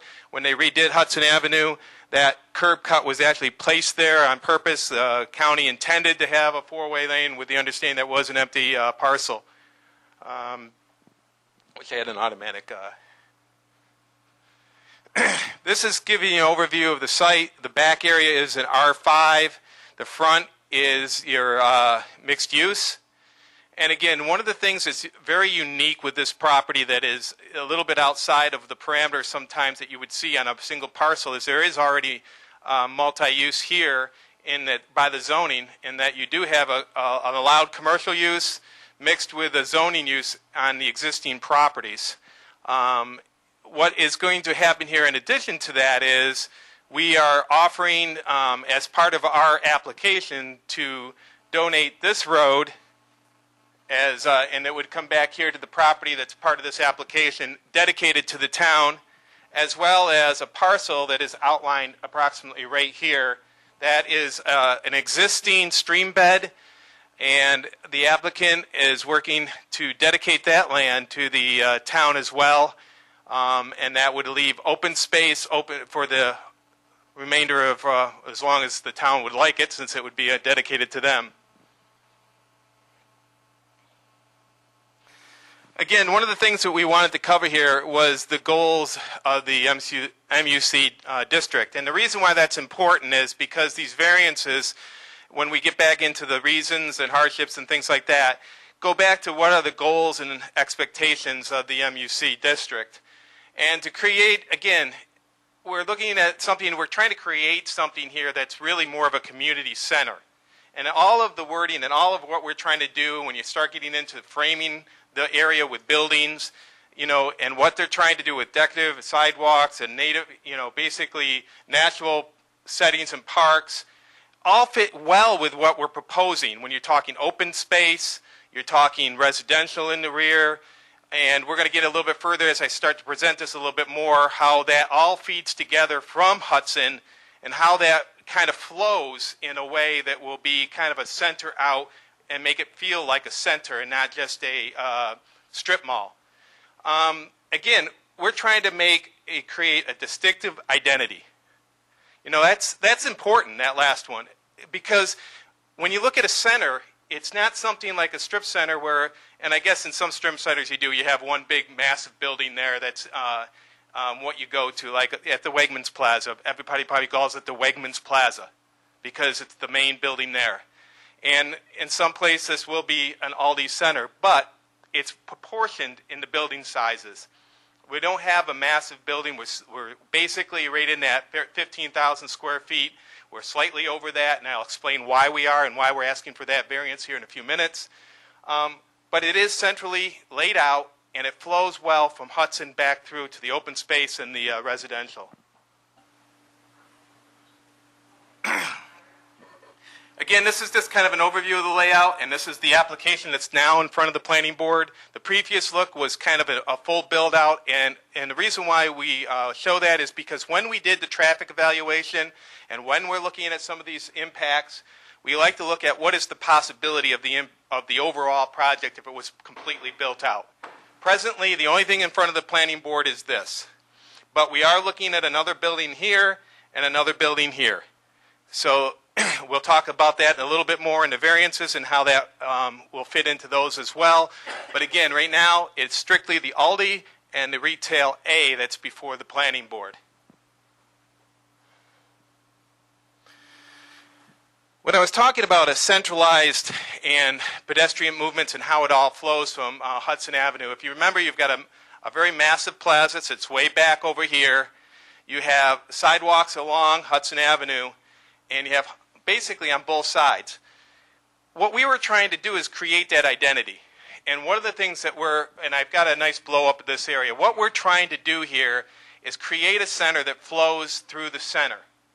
And so we have created the pedestrian access in the center, and we're going to be working with the town to see, you know, what amenities and where we might want amenities. But the idea is it comes in and it flows. And back here, we'll have the, you know, if they create the residential in the future, that could, again, come back and flow back into this area, which would, again, only allow the whole center to flow together from Hudson Avenue. If you can see, as we've also agreed to connect in this location as well as a connection at this point. Again, we flow from here. People can come in. People that want to go to this use can go here. People that may fall to this use would go here. And you may even have a couple uses in this one. Right now it's one use, so to come into there. Why is that important? Again, when you have a center, you don't always have everybody going to the same place. You have a family come in, and I'm not sure what the uses would be, but say there's a yogurt place here, and you've got the Aldi's facility there, and mom's going shopping, the kids are going over and get a yogurt. That's what we're talking about with identity, a center, a facility that flows well between each other. It's not a strip center where you come in and you got one facility at one end and you're walking all the way down to the other end, and you've got basically one long broad stripe. This is a center area that flows well. Looks and appears to have a big area in the center for it to feed outwards. We're looking at if there would be benches there or something that would allow that to be the center where somebody could sit if they just want to wait for somebody that's getting I said yogurt, I don't know what would go there. So again, I think it flows well. Again, the red area is the area that's going to remain open space and dedicated to the town. What this gives you is kind of a view shed of the various areas that would remain open. And again, because of the layout and not having the building situated here, you can keep these view sheds open from Hudson Avenue. The other part is here is this yellow is an existing easement, and why that's going to be important to remember is because that hinders any development on this other parcel over here. And if you remember, the original possible layout had the building in here, and that's because you can't really put the building in over top of that storm drainage area. Okay, what we did here was we did a quick rotation. If we were to take that building and rotate it and try to fit it in with the average setback, which is approximately where we're at now, and the town has gone through those calculations, we're pretty much close to where the average setback is, then this would be the layout. What are the disadvantages here? You got a loading dock that's facing right back towards the apartment complex. You're cutting off all the view shed of the new open space area that we're creating for the town. We're stopping all the pedestrian access and forcing anybody that wants to go to anything that's back here out and around, and we're basically cutting off any of the access for the residential here, so they would have to come down and around. So again, we think it flows well through the center, and it makes it a center layout, works much better in this location. So one of the variances we've asked for is a building frontage variance, and what I wanted to go through here is that we're going to go through stages. The first variance is right here, is in accordance to what would happen with the first application. Now we have a second building that was proposed on the overall build-out, and then that variance would be modified. But we'd have to have the variance at this time go along without that building because that's not before the board at this time. And then retail C, which is the one that's on the south side of the driveway, this would be the variances that would be required for that, and that hardship really lies a lot with the existing storm easement that's there.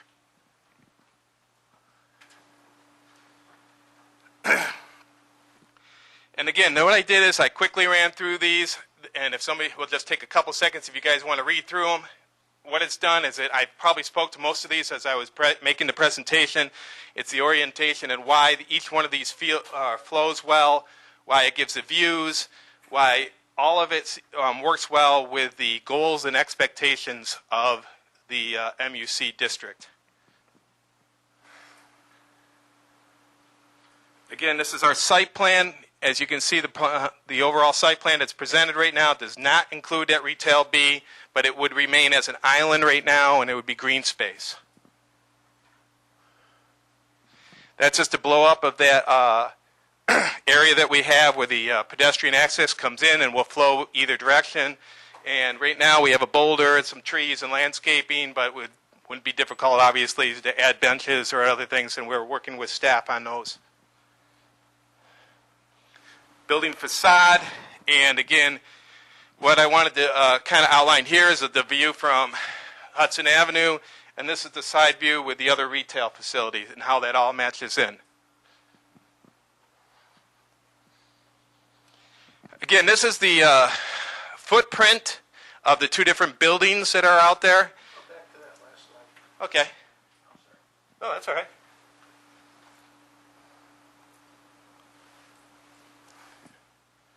This is the, this would be facing south. This would be facing towards Hudson. This is facing, and at this was the planning board's request that we bring this back a ways with the window areas there. And this would be the area that would be headed east back toward the basin, and that's... Where out the loading dock dash up there? Loading dock is right here. Little dash line below grade. Yes.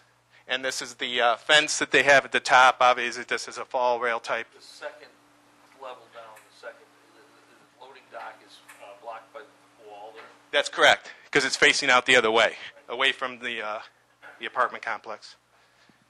So what's down in the lower corner of the lower... Yes, yes. You can see it facing back towards this right here.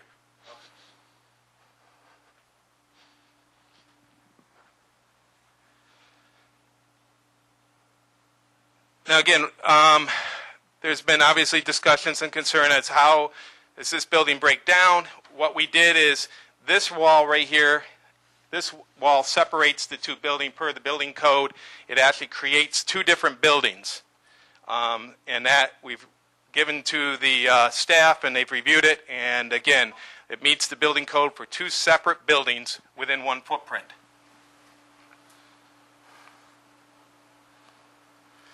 Now, here's the variance that we were looking for on the building square footage. As you can see, we have 14,000, under 15,000 within the Aldi itself. What we are trying to do with this area in here was to get the loading dock out beyond the center feet of the development. Why is that important? It's hugely important to keep and maintain a good pedestrian flow. What we didn't want to do was put a loading dock here in the center and then have pedestrians trying to cross that. You're making a very unsafe condition. So what we tried to do, and also what that does, is it requires truck traffic into the middle of the center where you don't want it. So by us creating this extension, we could get the loading dock out at the very end of the development, again, allowing that whole center to flow center outwards to the different retail facilities. So that really is like a big hallway back there. Yes, it is. They're going to be used for storage, like a back room? That's one of the reasons why we wanted to make sure we had the variance. There was discussion that it could have been classified something else, but if we're going to go to the extent of building it, we want to be able to store things in there and not have any concerns that, 5 years, 10 years from now, a building inspector came in and viewed it something different than, that. So we want to make sure by building that we can store anything in there as we want. It's not going to be retail floor space, but it's a loading dock, and there would be pallets stored there and other items that would later go out onto the retail floor. Mike, to your question, the main building would be mercantile, and that would be warehouse. So just as we have to heat this building to 72 degrees, the main mercantile would be 72, but the code requirement for that hallway would be 50 degrees. So they're really separate, spaces under the code. But it's basically a back room for the store. Correct. Yep. And an access for the loading dock. And if it were, the loading dock was put behind the actual building, you actually have to move the building south to be able to drive trucks back there. If you utilize that other driveway or that apartment complex driveway, or put a driveway back there, the whole building would have to be shifted south. Yeah, So, and I'm going to bring that up. You're already a step ahead of me. yeah, it's a great idea.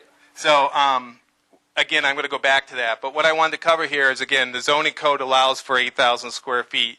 With incentives, you're allowed to go up to 15. We're asking for 16,852, and that's about a 12% increase. And some of the hardships, we've already discussed them, the safety of the pedestrian access, being able to rotate the loading dock away from the apartment complex, move the ending out so that all the truck movements were outside of what would be the main parking lot. And again, we do have enough incentives, which I'm going to have on the next screen. The incentives actually brings us up to allowing, and again, there's all of the calculations are in there. They've been given to the town for review, but I'm just kind of quick overview. I think the key point is at the bottom, the very last line. We've shown that we have incentives for 16,852, and so we have over enough than what we need, almost double of what we really required to have. So again, quick conclusion and overview. We had a layout. They had the building rotated. It didn't flow well. We have the loading dock, and we've asked for this additional area here to get this loading dock out here so that we can maintain and have this all act as a center without having any truck conflicts or any pedestrian access conflicts. Really, that's the meat of it. And I think, again, I know you're going to open this up for public comment. We welcome those. And again, I don't know if you're going to want me to speak at the end of this one or wait till you close the public hearing, not knowing how you're going to handle that at the end of this, but I'll be available when you wish, and just let me know. Do you have any idea what retail A is going to be? Retail A we don't have anybody interested at this point, but again, as soon as we do, they will have to come in and get a building permit. So.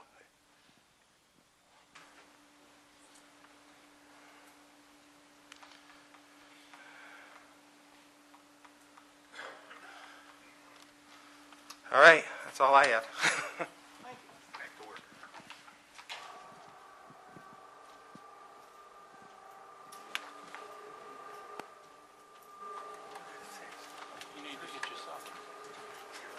I know. I had one at the last meeting, and he didn't give it to me this time.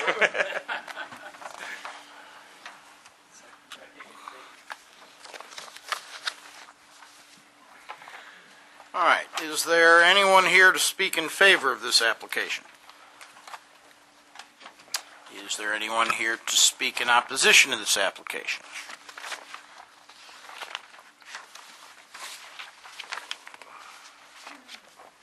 Larry McDonald, 155 Drake Drive.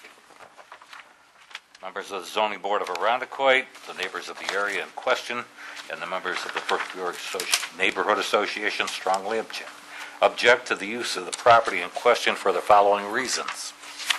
Newbury Associates are addressing you, the Zoning Board, in hopes that you will approve the rezoning of this property. They ask for permission to build a 16,852 square foot store and then a 5,000 square foot store. But looking at the plans, they appear to be one building. They're saying that one wall will make two buildings, but if they're both under one roof, I'd consider that one building. And that's 21,869 square feet. In one building, where only 9,000 square feet is allowed, is permitted under the mixed-use zoning law. Now, the square footage can be expanded to 15,000 square feet in bonuses. Can be extended to 15,000 square feet if bonuses are allowed. However, these bonuses are a liability to the town rather than a bonus. So Newbury Association wants you to approve the construction of a building that's more than twice the allowed square footage for that area and is forbidden by zoning laws. In addition, Newbury Associates wants you to give them carte blanche that they may erect 2 or 3 more stores, the use for which is unknown. In addition, the addition of a 100-car parking lot to the traffic at that part of Hudson Avenue is unimaginable. There is already too much traffic in that area of Hudson Avenue. We don't want our neighborhood turned into a West Henrietta Road, and we shouldn't have to tolerate such conditions. In addition, the homeowners of Daleside Road, Plaza Drive, North Point Trail, and Lorraine Drive purchased property backing up to woodlands and a stream. Now a developer expects them to put up with the noise of round-the-clock deliveries and the smells of their trash. All in all, it's not a good plan, and we've requested you reject the plan.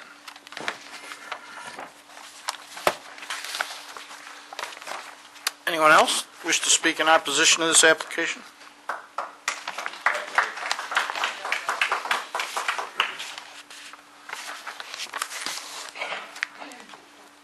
My name is Brock Powell, and I live at 36 North Point Trail. My wife and I have lived there for 36 years, and we bought the place because of the property. The property goes down to a stream and over to Lorraine Drive. It's all wooded. And this stream is something that is very special because of all the wildlife that we've seen there. We have recorded over 70 birds over the years, and I made a list of these in case you're interested. We also have a number of animals, including the usual deer, but we have a variety of other animals as well.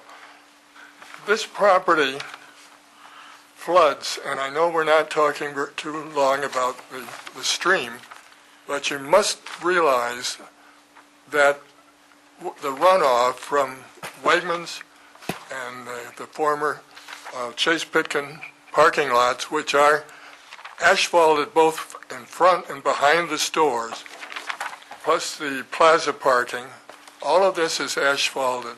The water has nowhere to go but goes down underground, comes out on this stream. I've seen it flood so many times over the years. And what we don't need is another store of the size of Aldi's with all of the asphalted parking lot that's envisioned here.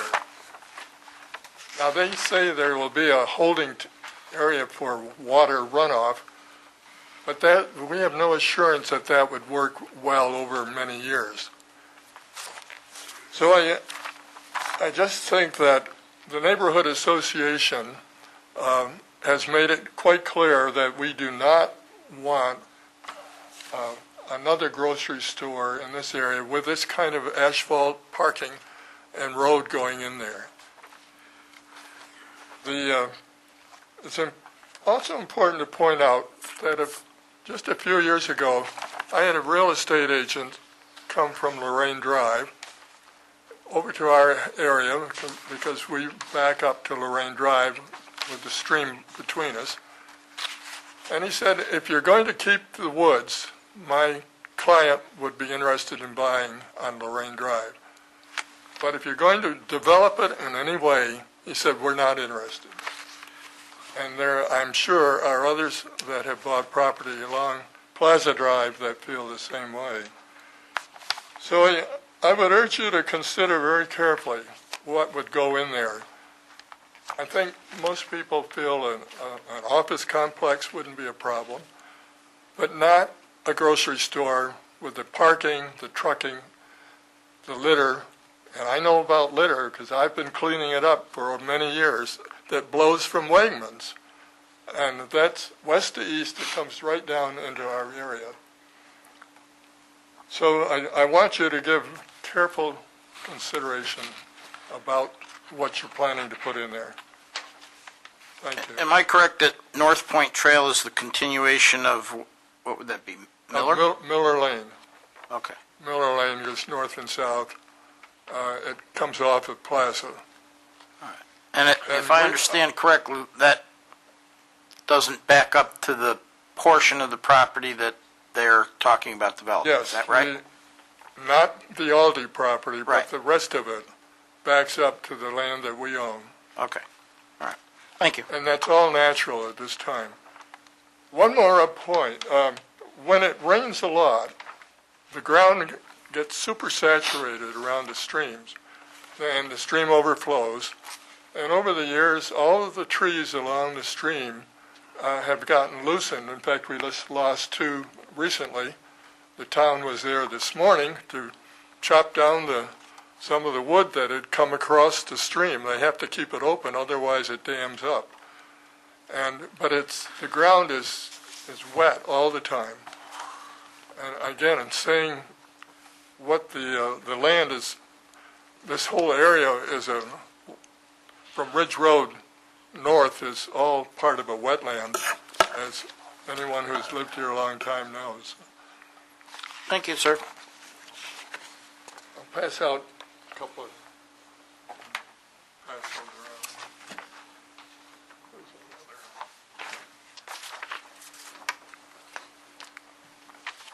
This is the bird list, in case you're interested.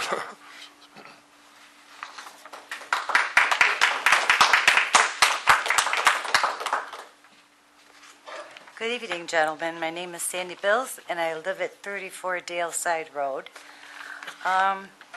Couple of things that I want to mention is that I think Mr. Barone's question that was asked last week at last Monday's meeting should be answered. After all, he's served on the planning board for over 14 years. I'm sorry, I didn't see the meeting. Can you tell me what the question is that we're talking about?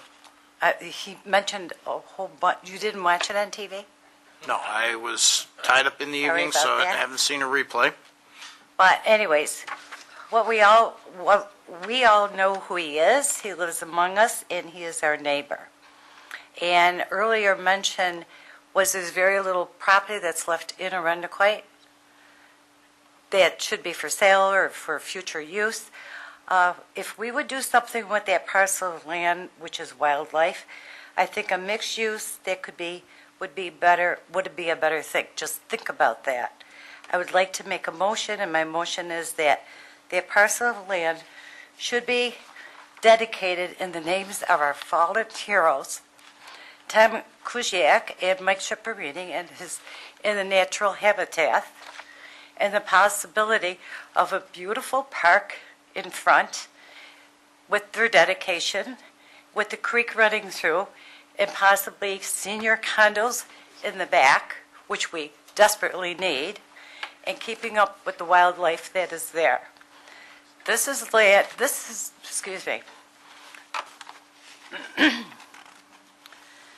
this is where the land meets the water, isn't it?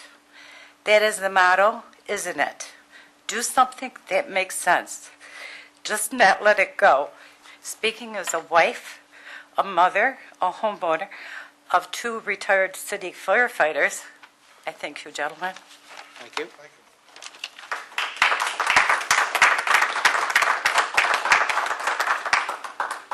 Anyone else wish to speak in opposition? Step right up.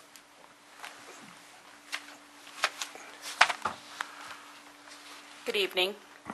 My name is Janice Vinciguerra at 41 Lorraine Drive, and I was asked to read a letter.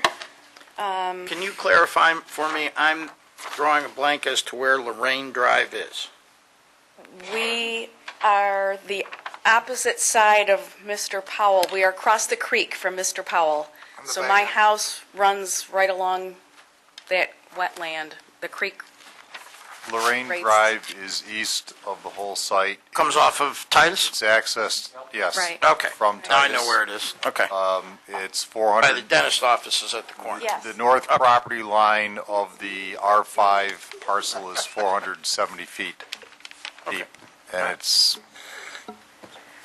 I'm sorry. That's okay. Now I'm oriented. That's okay. My house is in those pictures of the PowerPoint presentation. It's it runs into my backyard. Anyway, I was asked to read this letter for Mr. Richard Barone at 154 Allwood Drive, who wasn't able to make it this evening. Zoning Board of Appeals, Town of Arundecoit. Dear members of the board, although I have never served on the zoning board, I served for 14 years on the Arundecoit Planning Board, 10 years of which as its chairman. My 14 years' experience in dealing with land use and size of buildings as they impact the town may be of value in assessing the application for an Aldi's and related retail stores on the areas previously known as the Shaheen property. Granting a variance for a building twice the size and more than what the town code allows must be justified with a substantial rationale. I do not see that rationale in this application. To say that the town will receive a so-called bonus is not proven. The so-called bonus grants access to the town, but at the cost of a burden of using town employees and tax money to maintain it.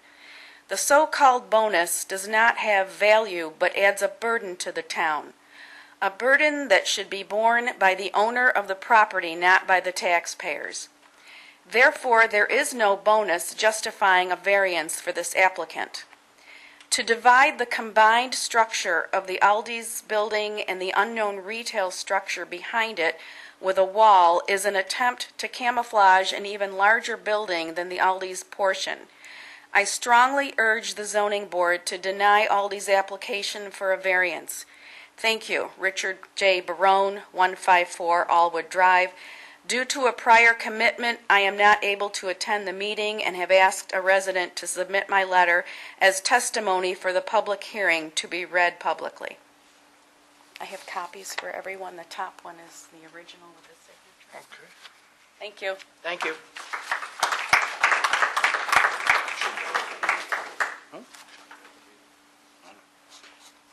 there anyone else that wishes to speak in opposition to this application? Is there anyone that wishes to speak? Sure.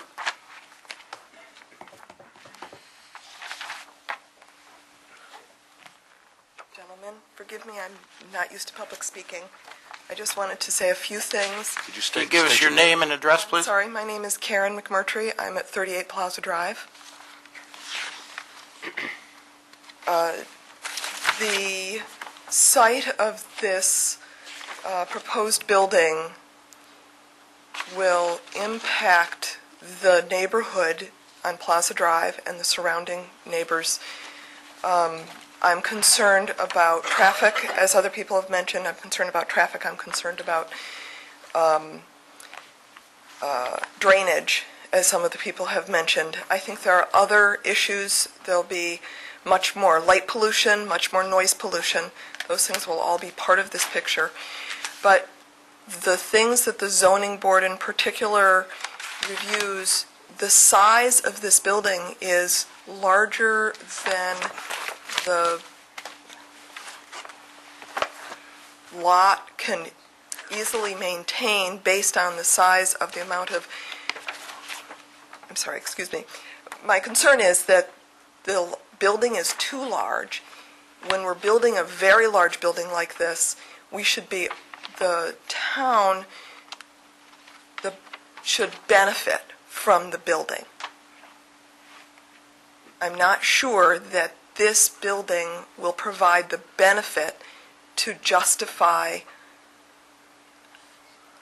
the variance that would be required for this area. I don't know that I'm using the right terminology for all of this, but I believe that this building is too big, that the benefit does not outweigh the possible detriments to the neighborhood and to the area. Thank you. Thank you.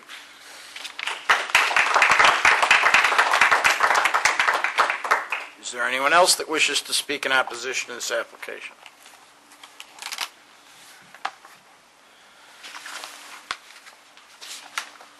Hi, I'm Nancy Kingold. I've been living here for over 60 years. I live on 104 Drake Drive.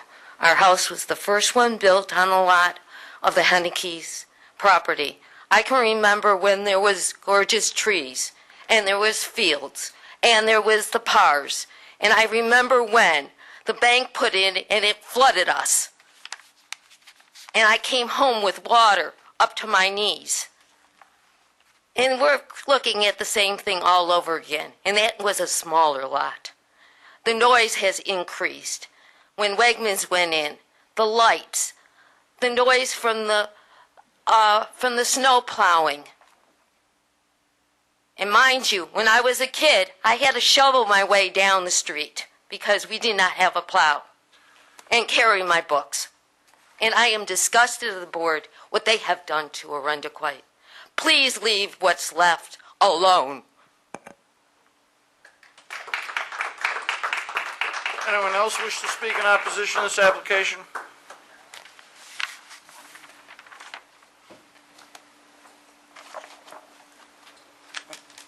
Good evening. My name is Alexander Kaplan. I live at 15 Plaza Drive. Not to reiterate other points that were previously spoken about, but I've pretty much grown up in Arundequite. My grandmother owned the house that I live in before me. I moved back to the area from about 5,000 miles away. I was in Alaska. I came back to be in Arundequite because I love the community. I love its small town feel. I would like to, I'd like to basically reiterate, one of the parts that I love about Arundequite is you don't have to go through Arundequite to get anywhere. It's one of those communities in Rochester that can be segregated from traffic.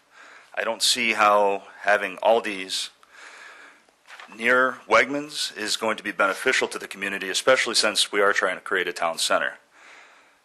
From years of driving down Ridge Road, I can tell you that Ridge Road is just one of those places that just kind of keeps getting recycled and recycled. There's a lot of vacant buildings, a lot of vacant property. I don't see how developing this last piece of green is really going to be beneficial to the town. Not to say that I'm opposed to the property being developed, just for the size of the store and the amount of green that we're about to lose, I don't see the benefit. Areas like Tops that are now renovating the old Kmart parking, or old Kmart building, or LA Fitness that took the Nissan dealership. I see these areas being reused in a positive fashion instead of laying vacant. Now we have, like I said, our last piece of green that's being developed. And, you know, I'm all about the, I don't want to put it, I'm all in the spirit of competition. I just don't see how it's really going to beautify Arundecoit and make it any better. So. Thank you. Anyone else that wishes to speak in opposition to this application? Is there anyone that wishes to speak with respect to this application? I'm going to add for people in the audience and out in TV land, there was a slide from the planning board last week. I know this is not the zoning board's bailiwick, but the traffic. In 1995, there were 13,881 vehicles per day on Hudson. In 2009, that dropped to 12,728 vehicles per day. That's a change of 1,153 cars. At the end of last month on 9/27 and 9/28, counts were done again, and it was 11,300. So from 2009 to 2013, counts dropped off another 1,428. That totals 2,581 cars. So from 1995 to present, there's been an 18.6% drop-off on vehicle trips on Hudson Avenue. So 4-lane arterial with a center turning lane, so 5-lane road. All these, when they look at their peak traffic, on a Friday, they'll generate 171 trips, and on a Saturday, they'll generate 207 trips. And there is a traffic report being done by SRF Associates to be submitted to county, because when you are over something that generates more than 100 trips, they require a traffic report. So I just wanted to say that traffic report's being done, and the volumes of traffic have dropped off about 18% since 1995. Thank you.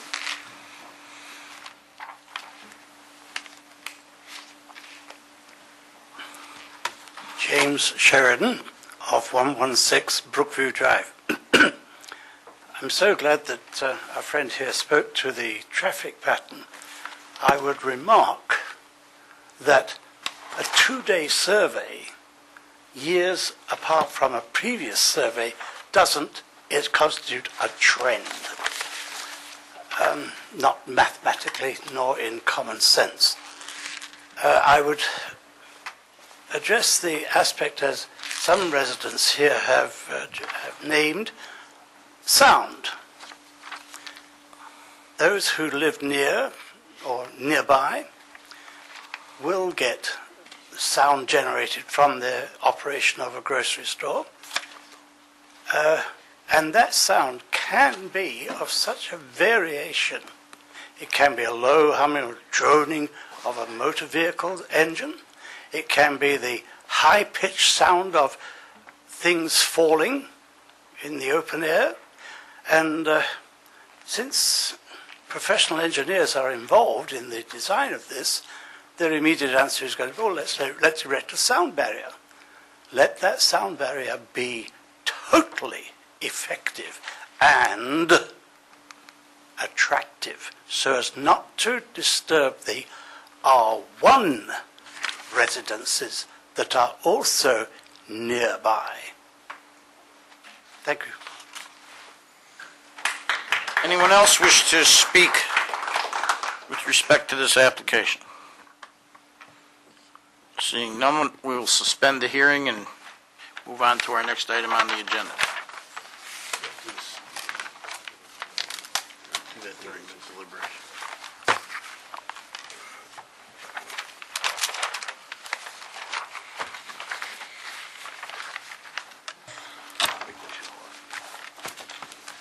The next hearing.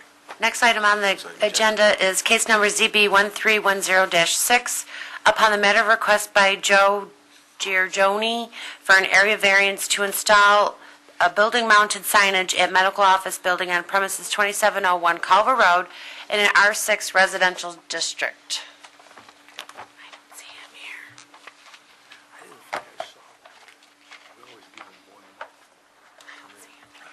Michelle is pointing out that the applicant nor his agent are in the room.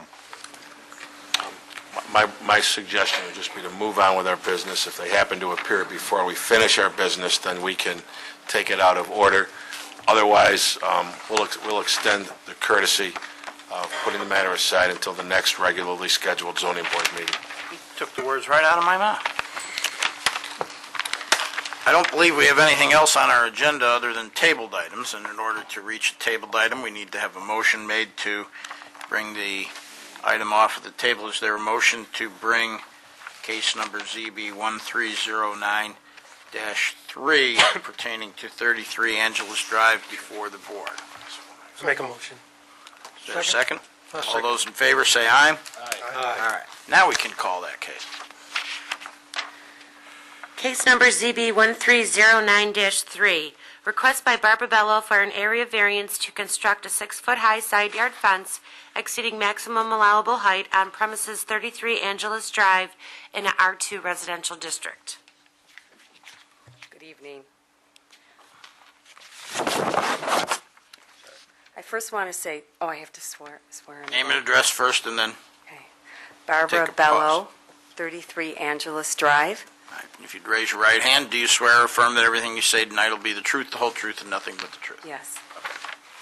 I first want to say thank you for reviewing my case again, and I'm here to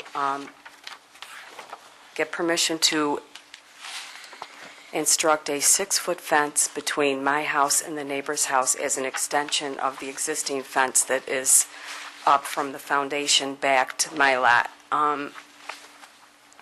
It is a very attractive-looking fence, and I think you still have the pictures of it, and it's a shadow box fence that looks the same on both sides. And I would like to continue it on to be more uniform with the rest of the fence, to be aesthetically uniform and more attractive. I also have a little dog that I would like to contain in the fence so he doesn't get on other people's properties. It was mentioned when I was here the last time to plant some trees. I did research the trees, and the arborvitaes cost about $150 a piece, and approximately $50 per plant to install them. That's quite costly, and I can't physically maintain them, and I want to contain my dog too. And they would grow taller than my existing 6-foot fence would grow. And I did get signatures from other neighbors that they are not opposed to this, and I think I just wanted to continue on to my garage to be more uniform and attractive. Is that the same signatures that you had last month? Yeah. Okay. Yeah. I just want to continue it on to my garage between the two properties, just to be more secure and have my privacy, and for the dog. The trees, he would still be able to get through, and there's really not a lot of room in between the homes, and I can't maintain them myself. There'd be a gate there? Yes, I would put a gate at the end of my garage. All right, so the gate would allow you to go back and forth and planting trees. You'd have to walk through the trees. Yeah, the trees would be very costly. It would cost approximately $214 to continue on with the fence, as opposed to $150 a tree. So $214 for the rest of the fencing Yes. that you're talking about putting in. Material. versus Roughly $214 per tree, and how many trees would it require? The trees are $150. I would need about 15 of them. Right, and I think you said it would be $50 per To put tree them in. to put them in. And I can't, I live by myself. I can't, So you need 15, so that'd be roughly $30,000? 130,000. Math may not be right. No, I don't think so. If it's $200 a tree, 150 a tree, well, $50 to plant it too, right? yes. So that's 200. And I need 15 for that space, 3,000. as opposed to 214. Said math is not my strong point. That's why I was... And 214 to continue on. And I know that in the area, when I was here the last time, other fences were approved. Can I ask a question? Over here, we look at a lot of fences. Is your fence the one that kind of like dips in No. between the sections? No? All right. No, I brought pictures when I was here last month. I don't have those papers in front of me right now. Yes. Mhm. It looks the same on both sides of the property. Can I ask a question? I was by the house last weekend, the prior weekend, and seeing as your sidewalk comes down along the side of your garage, and you have a garage window, and part of the problem with 6-foot fences that we've come up with is when they come all the way to the front of the garage, they look offensive to some of the neighbors. If that fence came forward before your garage, this side of your garage window, which is about 10 foot back from the corner of the garage, the gate being there, all of that being 6 foot, it would also block view into your neighbor's windows and vice versa. Would that be acceptable if you set it back a little bit, say 8 feet to 10 feet back? If you follow what I'm saying, and then again, it won't be as offensive, and just a suggestion. I would prefer to go to the garage to make it look even on both sides of the property. Because the other, well, no, not really, but the other Yeah, the one other goes one. to the end of the foundation. I would prefer it to go to the garage with a gate there. And I could put my receptacle back there too. Okay. Hidden, from view.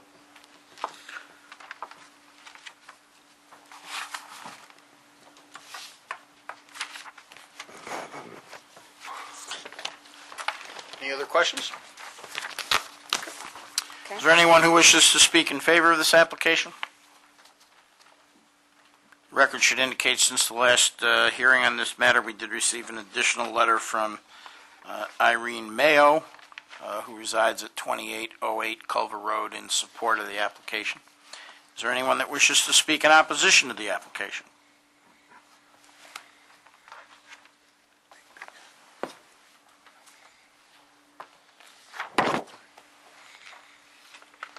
Steve Tortoretti, 23 Angeles Drive, and I'm the adjoining property next to the applicant. And I would appreciate if Mr. Polino, who was absent the last time, could take a look at the pictures that I also took. Were you able to view those? I have not seen them. I have a copy of an email from you asking me to call you, but it's my understanding that I am not at liberty to do that. Okay. Yes, those are the pictures. Being that the properties are in close proximity, that was my concern that the 6-foot fence would look more as a wall as opposed to a fence dividing the two properties. There is 6 foot between the applicant's home to the lot line, and then there's 9 foot from my property to the lot line. So it's in close proximity, as you may be able to see on the picture or in the pictures. I'm not opposed to the 4-foot fence. Obviously, that's within the guidelines in the law. But being that there's an extra 3 feet in question here, the extra 3 feet of the fence would bring it within 3 feet at the top of the garage. So really what you're getting is a wall. The homes are in close proximity. My house and my property line, it's pretty much dead space. There's no exit or entrance on the, would be the north side of my home. So there's no traffic there. It does change the character of the property with the 9-foot fence. But as I said, I do not have a problem with the 4-foot. I'm sorry, you made reference to a 9-foot fence? My I'm sorry, understanding is the application is for 6 foot. My apologies. which is 2 feet more than 4, right? Apologies. Okay. My error. I just wanted to be clear. Yes. don't I recall was 9 thinking it was 9 feet from the ground to the top of the house. That was my measurements, approximately.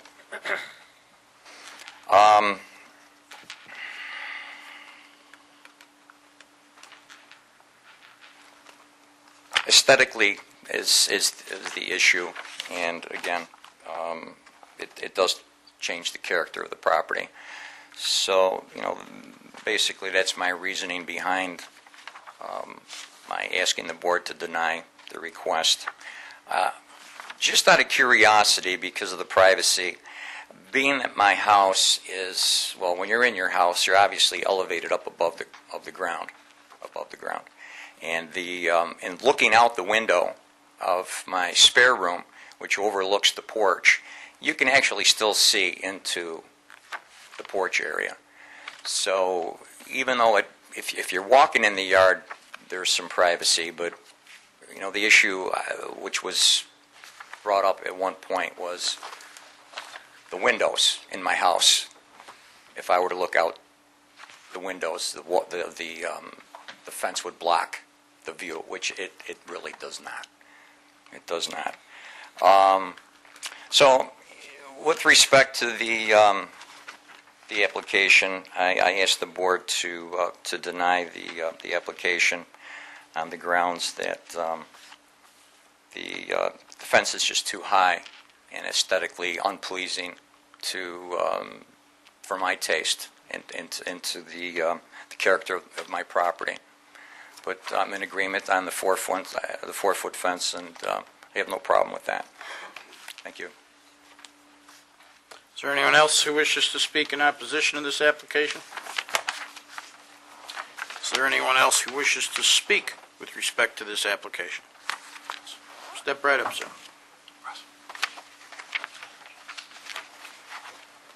My name is Jeffrey Scott. I'm with Hellenic Home Improvements. I'm the installer for the fence.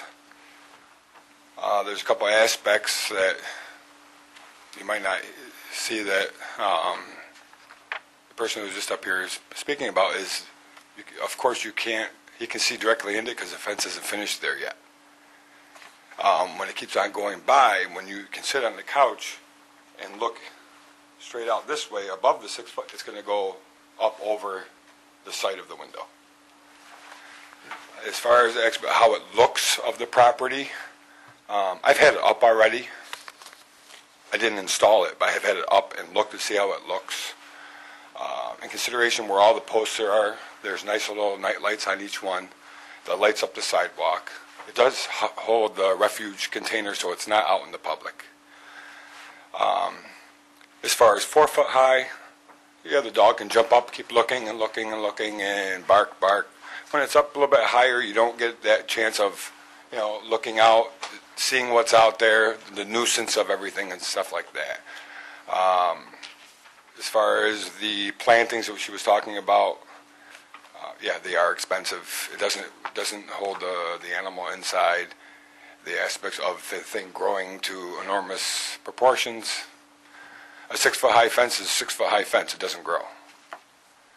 It's beautifully constructed as far as you can see from the pictures, and it'll look the same way all the way to the front.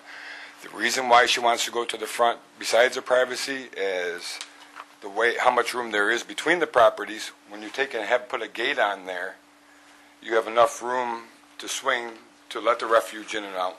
But when it closes on the corner side of the garage. If you put it back farther, as the gentleman stated, if you put a corner post there, now you don't have hardly enough room there for a refuge container to go through and hide and stuff like that. She doesn't want it in her garage because, of course, we found from previous thing is garbage can smell. So you don't want it in the garage. You want it outside a little bit right there so it's hidden. Nobody can see it. That's about it. Thank you. Thank you. Does the applicant is there anyone else who wishes to speak with respect to the application? Does the applicant wish to address anything that was raised during the hearing? You don't have to.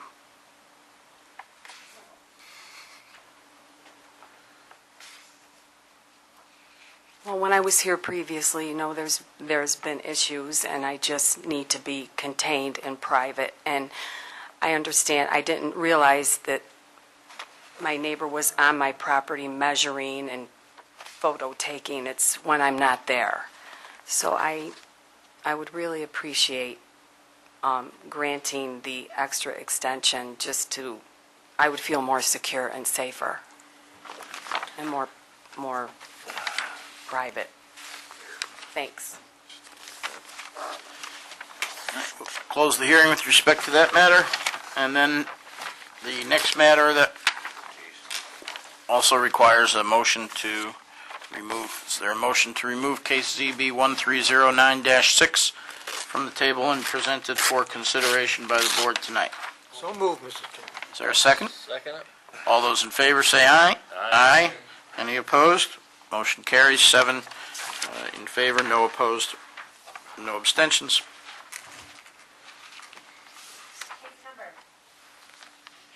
Sorry. Case number CB 1309-6, upon the matter of request by Susanna Engman for an area variance to construct a 6-foot-high fence and side yard and a 6-foot-high fence on a budding vacant parcel exceeding maximum allowable height on premises 140 and 146 Mallard Drive in a R3 residential district.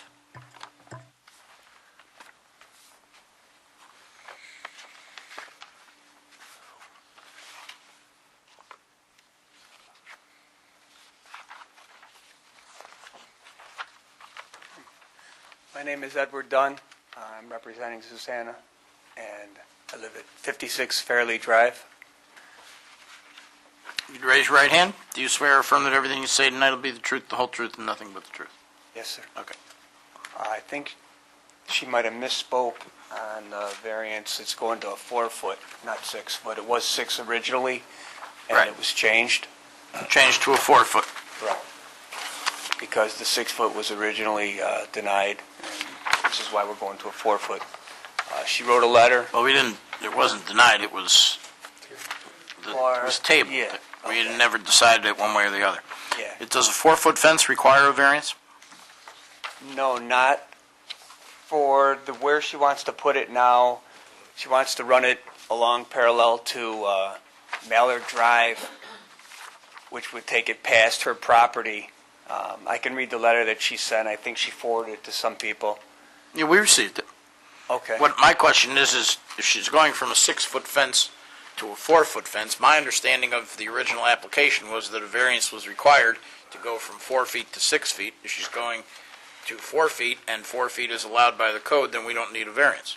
But what she proposes or is asking to do is, instead of running it from her foundation directly north to the adjacent property, would be to go west towards Mallard Drive and run it 3 feet off Mallard Drive and parallel to Mallard Drive. So along her property line as it is on Mallard Drive.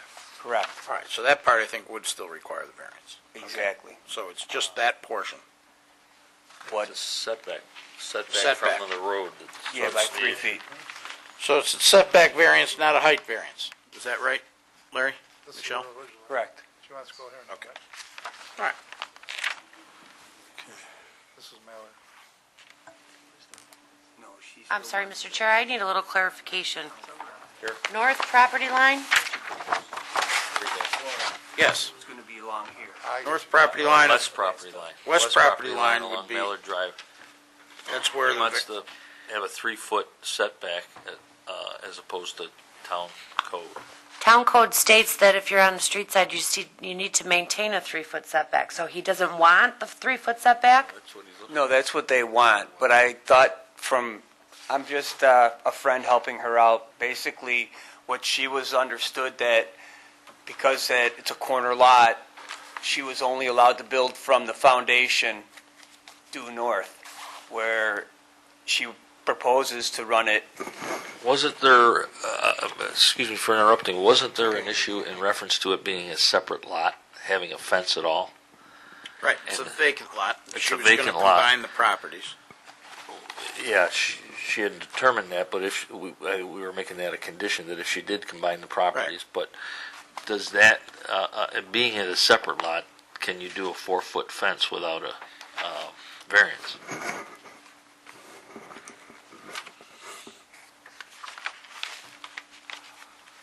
Hang on.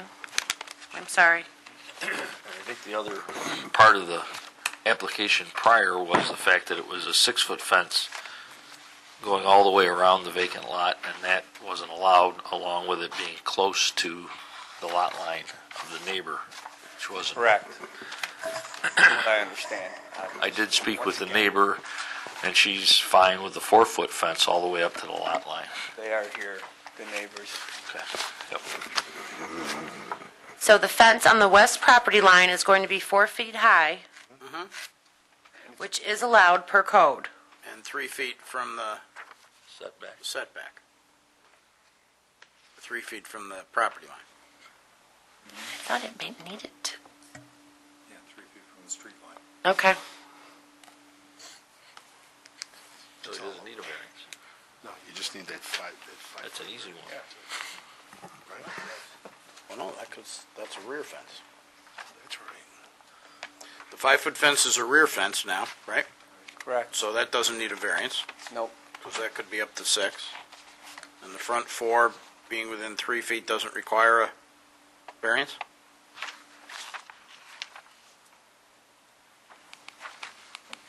This is considered the rear? So I was here for 3 hours for, It's Mallard. He was talking about this piece here. Originally, they were way back here. Larry, is it a 42-inch fence, or is it a 4-foot, 48-inch fence? I don't know off the top of my head. I think I think you're 42 right. definitely It's makes 42. sense. 42. I think You're a looking for a 42-inch 6-inch fence variance. is allowed, not a 48-inch. I, once Should again. make it worth sitting here for 3 hours, right? All right. I think the variance would be 48 inches. From So we're asking for 6 inches higher than, I guess, is All what, right. That's, if I recall, you can't do a Yeah, 4-foot fence. 42, You can so do you're granting a 6-inch variance. 6-inch variance would be the request. Okay. what's there now, set back farther than the 3 feet, are bushes that have grown uncontrollably for about, I don't know how many years. Long They time. got to be 12 to 14 feet high, which would all be removed to obstruct view and clean up the neighborhood. And I don't have pictures with me, but taken out, I've had quite a few neighbors come over and thank me for cleaning the backyard up. Is there anyone here that wishes to speak in, well, first off, were there any other questions from the board? Okay. Didn't look like it. Anyone wish to speak in favor of this application? I sit down now? I'm all set? All righty, thank you very much. Thank you. Hi, I'm Herbert White from 154 Mallard. Marcia White, 154 Mallard Drive. You might remember us from last month. We do. We're very happy to say that we have gotten a call from our new neighbor that's going to be, and we're pleased with the 4-foot fence along the property line. We are pleased with the 4-foot fence along Mallard Drive. I think it will enhance the neighborhood having those bushes come out. I've looked at it. I've gotten a lot of information from Donna Martello.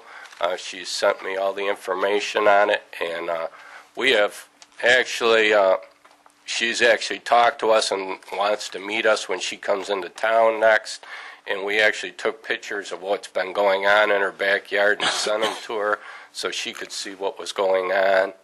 and could evaluate what more needs to be done and what doesn't. So we're in favor of it. Okay. Thank you. Thank you. Is there anyone else that wishes to speak in favor of this application? Anyone wish to speak in opposition to this application? Does anyone wish to speak with respect to this application? I had one more question. Certainly. To the style of the fence. Is this a chain link fence? Is it a picket fence? We do not. We don't have a picture, but if you do, that'd be great.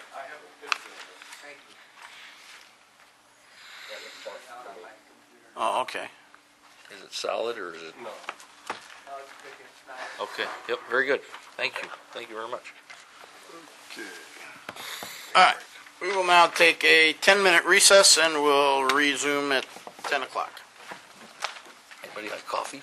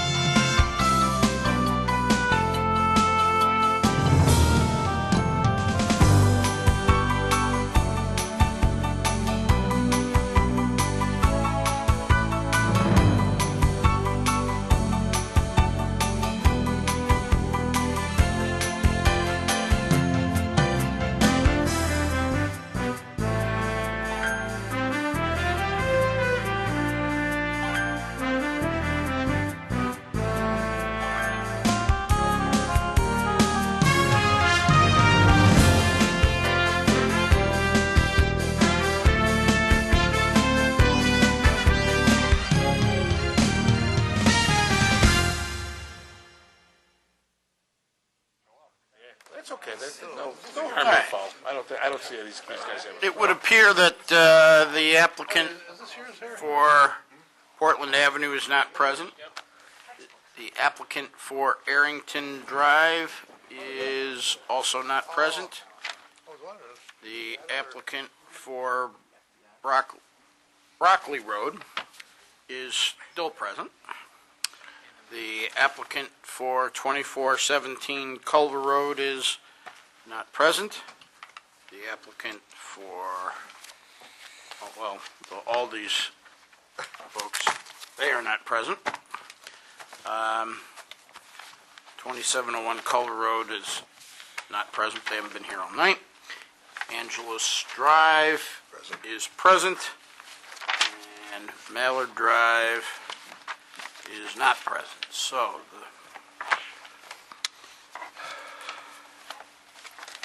the first Broccoli. matter would be Broccoli Road.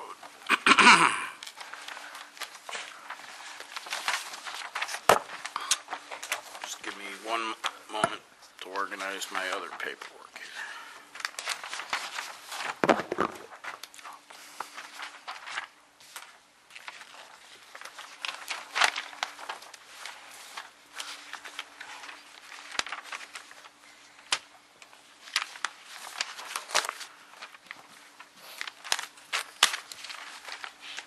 All right, so the first matter to be considered would be the application with respect to 214 Broccoli Road. This is a type 2 action for seeker purposes. Is there a motion with respect to this application? I'll make a motion that we approve the variance as applied for, as the granting of the variance will not have any undesirable change in the character of the neighborhood, and there cannot be any feasible alternative because of the small lot sizes. And basically, the variance will not have an adverse impact on the neighborhood, as most of the neighborhood is made up of similar type of additions that I've noticed in several backyards, and the alleged difficulty is not self-created. I'll second. All those in favor, any discussion? All those in favor say aye. Aye. Any opposed? Any abstentions? Motion carries, 7 votes in favor, none in opposition, and no abstentions. You've got the approval for the variance. When you start construction, you'll come up to the town hall and get the building permits and that. That's what you need. Right. Have a good night. Next application is with respect to 33 Angelus Drive. This is a type 2 action for seeker purposes. I believe I made the motion at the last meeting. I'll make the motion that we grant the variance as requested by the applicant. The continuation of the fence to the front of the lot line, or the foundation line, and allowing it to go over with a gate to the corner of the garage will not present a significant change to the character of the neighborhood. I would note that submitted with the application was a letter signed by a number of residents in the immediate area of the property. There was one neighbor who spoke against it, who is the neighbor immediately to the south. The alternatives that don't require a variance would be the planting of natural growth. The applicant testified that it will cost $214 in order to continue the fence, and it would cost approximately $3,000 to resort to the alternative that would not require a variance. The request is for 2 feet of fencing. It is not a substantial request.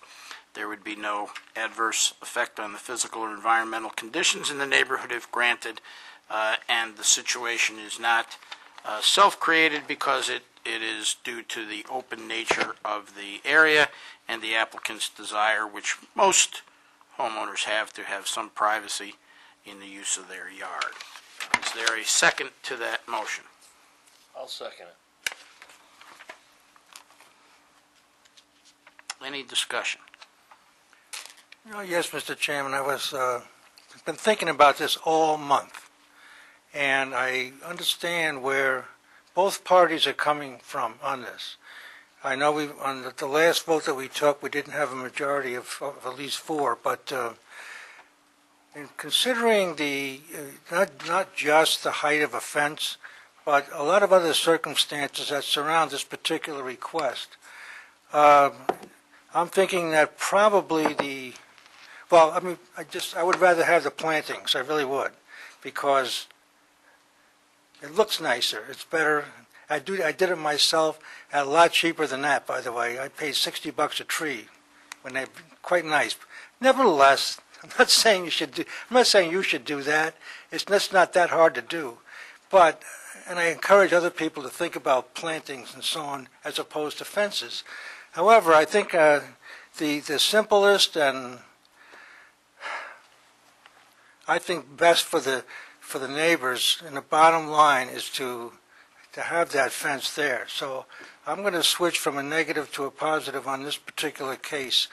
And I think I've rattled on long enough about it, but that's how I feel. And just for clarification, this is just asking for a 2-foot variance to allow the fence to be 2 feet higher? Yes. Thank you. But it goes to the front of the foundation, correct? Yes. Which is part of the variance.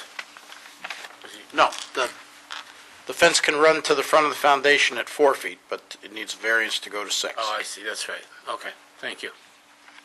Any other discussion? All those in favor say aye. Aye.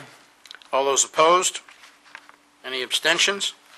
Motion carries, 7 votes in favor, no opposed, no abstentions. Next item would be the application with respect to 2019 Portland Avenue. This is a type 2 action for seeker purposes. Does anyone wish to make a motion with respect to this matter? This is, I'll make a motion in the matter of ZB 1310-1 that we decline the request for a variance. I think the, I'm sorry? Special use variance, I'm sorry. I think that the request for 10 chickens with a chicken coop, which are already in place, is overwhelming to the neighborhood. I think that there's some question of how long the chickens have been there. There's some question as to how long they've been able to run free. The applicant suggested they got out once. The neighbors say they've been out for weeks. Looking at the history of the neighborhood, of the applicant, I just think this is one that we do not want to approve. I think there's a serious question here of health, as I've stated before, with having chickens. One of the neighbors mentioned the chickens are over in his yard and his patio, and given that he has grandchildren out there, that is not something that we want. If anyone read any of the materials I handed out earlier tonight concerning health, and with having chickens, this is not a good thing. To have small children around chickens and chicken droppings and rodents and everything else, and it's just not a good atmosphere for kids to be around. So with all respect, I suggest that we decline the request for a variance. I would second that motion, and I would also note that in comparison with other cases like this that we have considered in the last several years, the applicant in this case had next to no information at all concerning the construction of the coop, how it was being constructed in a manner to ensure the safety of the environment and the neighborhood and prevent the attraction of predators. And it looked, from the pictures that the applicant had displayed, as if in comparison to the others, which were detailed drawings that were based on plans that had been received from people with some experience and expertise, this looked like the applicant had taken some materials that were left over in the yard and decided that that would be a good thing to put together to house 10 chickens that he decided he would like so that he can have fried eggs in the morning for his family. And I don't think that that kind of thought and preparation that's gone into the other applicants that we've approved is present here, and I think that that would be an additional basis for denying the request for the permit. Any other discussion? Yes, this was one of the cases that I was getting very frustrated with because I just didn't feel we were getting straight answers. Every answer had something different about it and was like, well, kind of like evading the issue, exactly, or not quite telling the whole truth. A lot had to do with, like you were saying, how long have these chickens been here? What's the story with the rooster? I still couldn't tell you exactly what's what on something like that. And I really have a problem supporting a request with that kind of a response to it. You got to know what you're talking about. And it's not the language. It was not the language barrier, because this younger guy was doing a pretty good job. It just was difficult to get a straight answer. Well, to add to that, and not that I want to particularly sit here and criticize the family, but different applications at different times have come up to us, and a lot of times it's how one takes care of their overall property and in keeping with the neighbors and keeping everybody happy. He obviously has had a number of complaints that we had in our application, copies of complaints about other things on the property, about how it's maintained and kept, and certain things that have gone on at the property. So that all affects our decision, and we have, I'm looking for the right word, but we, to keep the neighbors happy, we have to, and again, I go back to this and I say it all the time.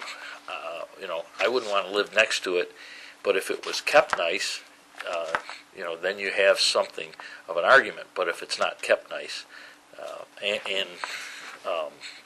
he also, which is something Mr. Hinman brings up all the time, the chairman, he's done it without permission, without permits. He built a haphazard shed in the backyard that Larry, and by looking at the pictures, doesn't look like it conforms to any type of building code. And again, out of no concern for the neighbors. So based on that, along with everything you guys have said, I agree we should deny it. Mike, can I clarify something based upon what you said, not to belabor this, but I think it was acknowledged during the presentation that the special use permit is a less stringent standard. But I think you should, this is something you brought up about the neighbors. What you do consider with regard to a special use permit is a site-specific evaluation. So a generalized neighborhood distaste for the use isn't a permissible reason for you to deny it. That's where the standard is lower than with regard to an area variance. But if it's a site-specific, such as what was presented here today, then it's appropriate for you to consider and hold them to that standard. So neighbors generally don't like it. That's not the appropriate standard. But when someone comes in and testifies specifically with regard to an incident, that is an appropriate standard to deny it. Just want to make sure that that's on the record and understood. Very good. Any other discussion? Well, I just have one comment, and really it's, I just believe a lot of it has to do with him being unfamiliar with our country's or our town's regulations, and naturally what he did in his old country was probably legitimate and done every day. So it's unfortunate, but I think it's more of the way he kept the situation, the cleanliness, and when I looked at that shed being in the construction business, it was like, it's a good thing we don't have hurricanes here. Because everyone else has chimed in, why wouldn't I? I would have no problem, in theory, allowing this, except for the fact that this gentleman has a hard time recalling what happened 10 months ago in terms of there being chickens and roosters and things like that. So you have to question his ability to maintain something of this nature. Anyone else? Seeing none, all those in favor say aye. Aye. Any opposed? Any abstentions? Motion carries. 7 votes in favor, no votes opposed, no abstentions. The application for the special use permit is denied. One question I have, how would you change the town law to, from now on, not to consider any kind of animals or whatever?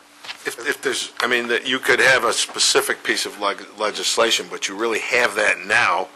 You know, there's a prescription against doing it, so this is the appropriate place for people to come and So they would still go ask for for variance? permission. Yeah, I think so. Well, it's a special use permit, so that, I guess what they'd have to do is change it and just put a prohibition, and then it'd be a variance instead of a special use permit. Raise the standard.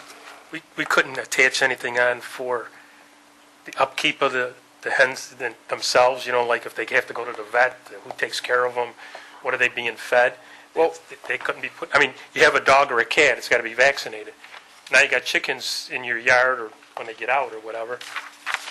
What's the you know, the law for that? I think that we could put any conditions on that we determine to be appropriate. I think and one of the things I've mentioned to our council is that we might set up, because we seem to have a lot of applications for animals in the last few years, mostly chickens, and what I've suggested is that perhaps we have a training where we would bring in some animal experts who might help us understand what the impact of these kinds of things is in specific neighborhoods.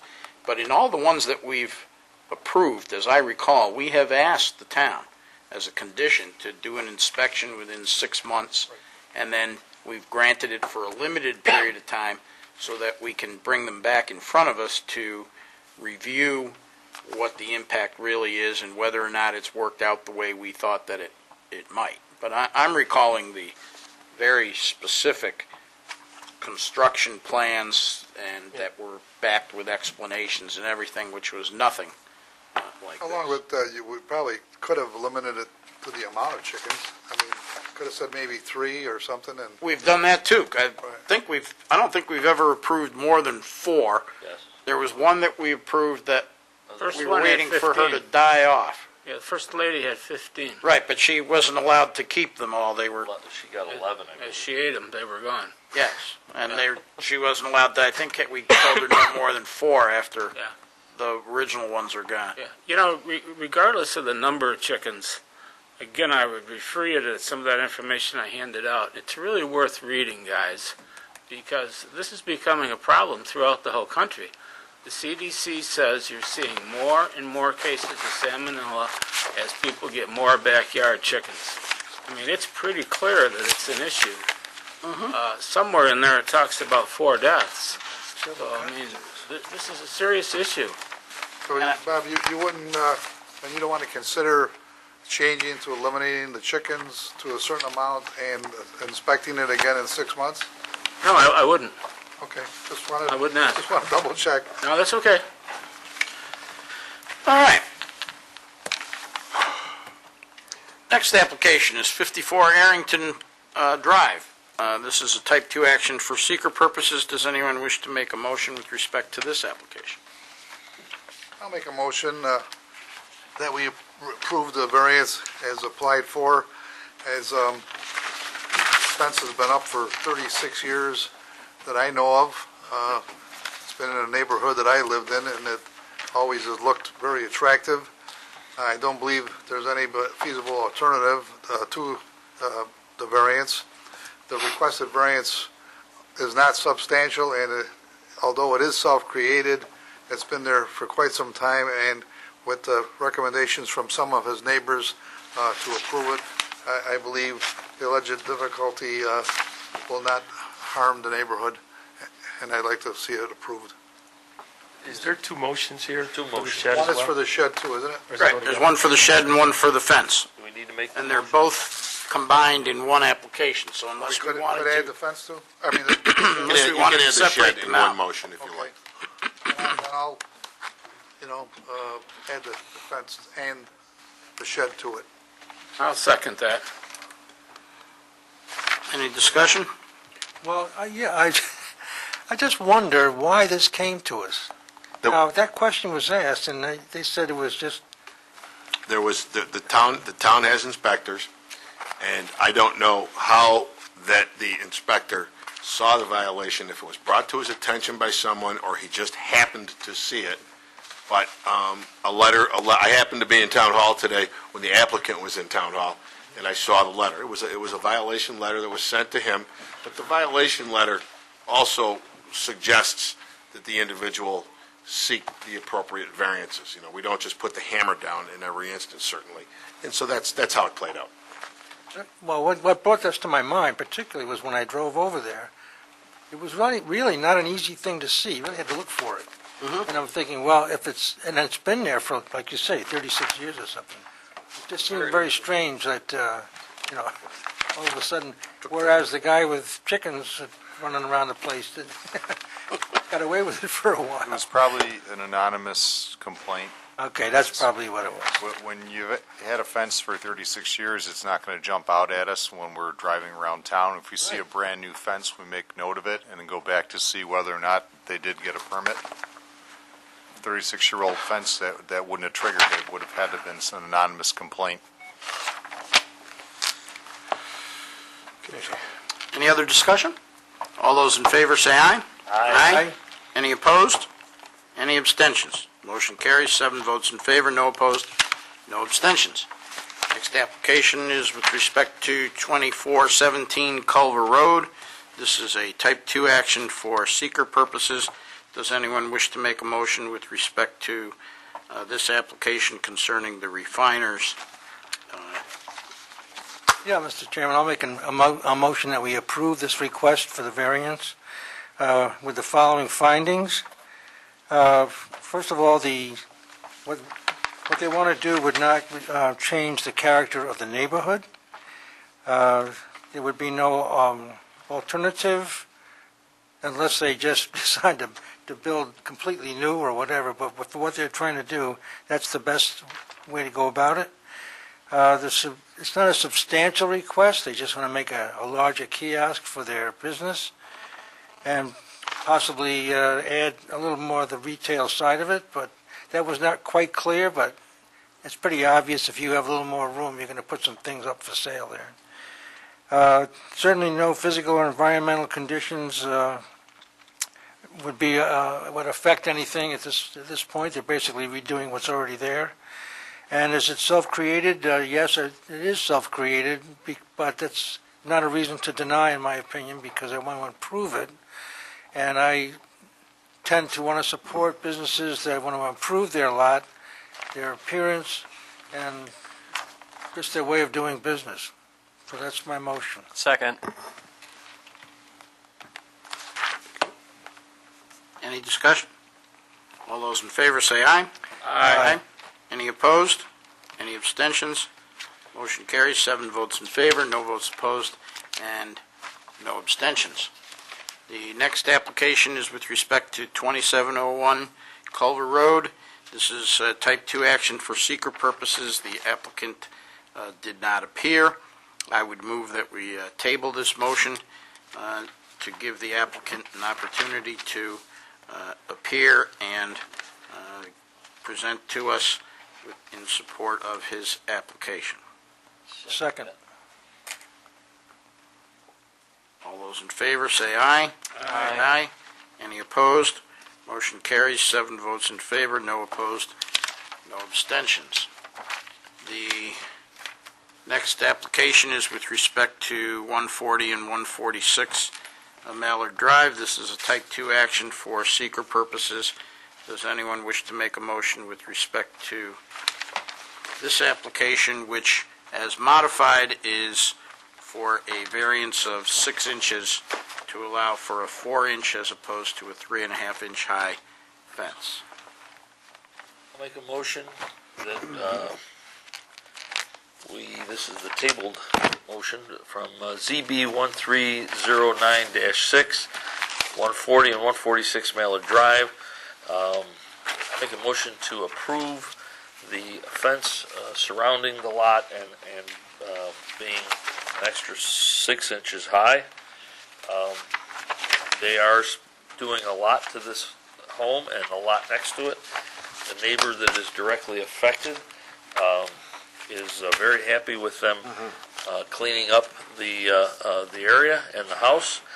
They're spending a lot of money doing the things they're doing, and making it look pretty. So it is not changing a characteristic of the neighborhood, it's actually enhancing the characteristic of the neighborhood.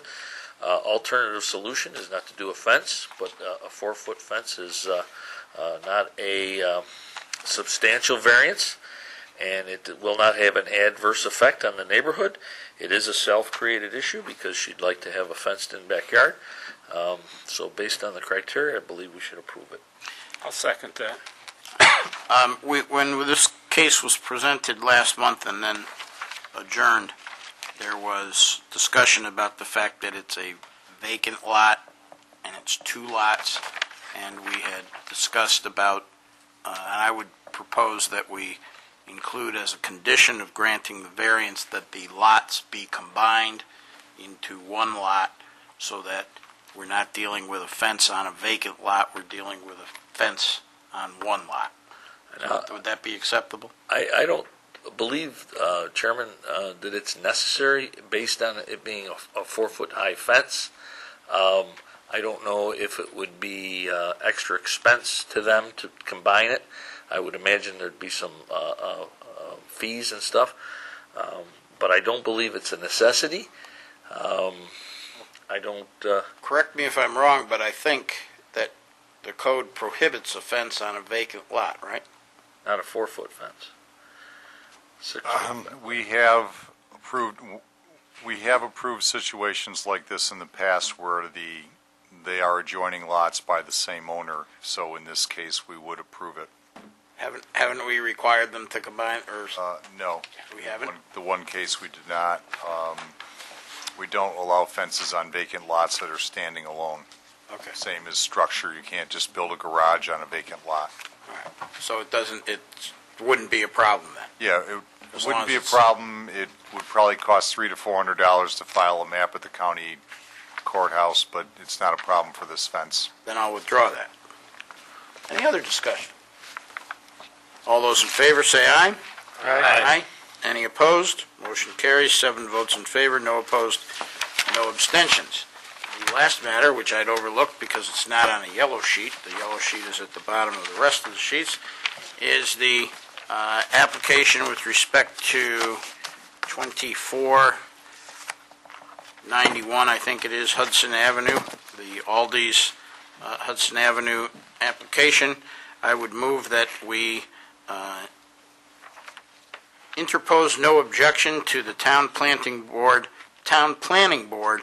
of the town acting as lead agency for this project. Is there a second to that motion? Second. All right, all those in favor say aye. Aye. Any opposed? Any abstentions? So I am signing the letter indicating that we have no objection to the planning board serving as lead agency. One thing I would note is that, just for our viewers, I think this is the second time in 2 months where we've had an instance where, by tabling a case and allowing the applicant to speak with the people who had some concerns about their application, they have then come back to us at a later date, having met, having talked, and having resolved the issue in a manner that's acceptable to them all. And I think that we should encourage that among neighbors as a first resort, rather than other methods that might be employed. Any other business before the board for this evening? Do we need to... 230 Avondale. 230 Avondale that is continuing... Well, there was no motion to bring it off the table, so it remains on the table, and it's there at the applicant's request, so there is no time limit that is presenting a problem tonight, so we really don't need to do anything with that, I don't believe. No. All right. If they had not given their consent, then we would have had... Then We would have been under a time constraint, yes. Then we would have brought it off the table and done something with it. We are adjourned.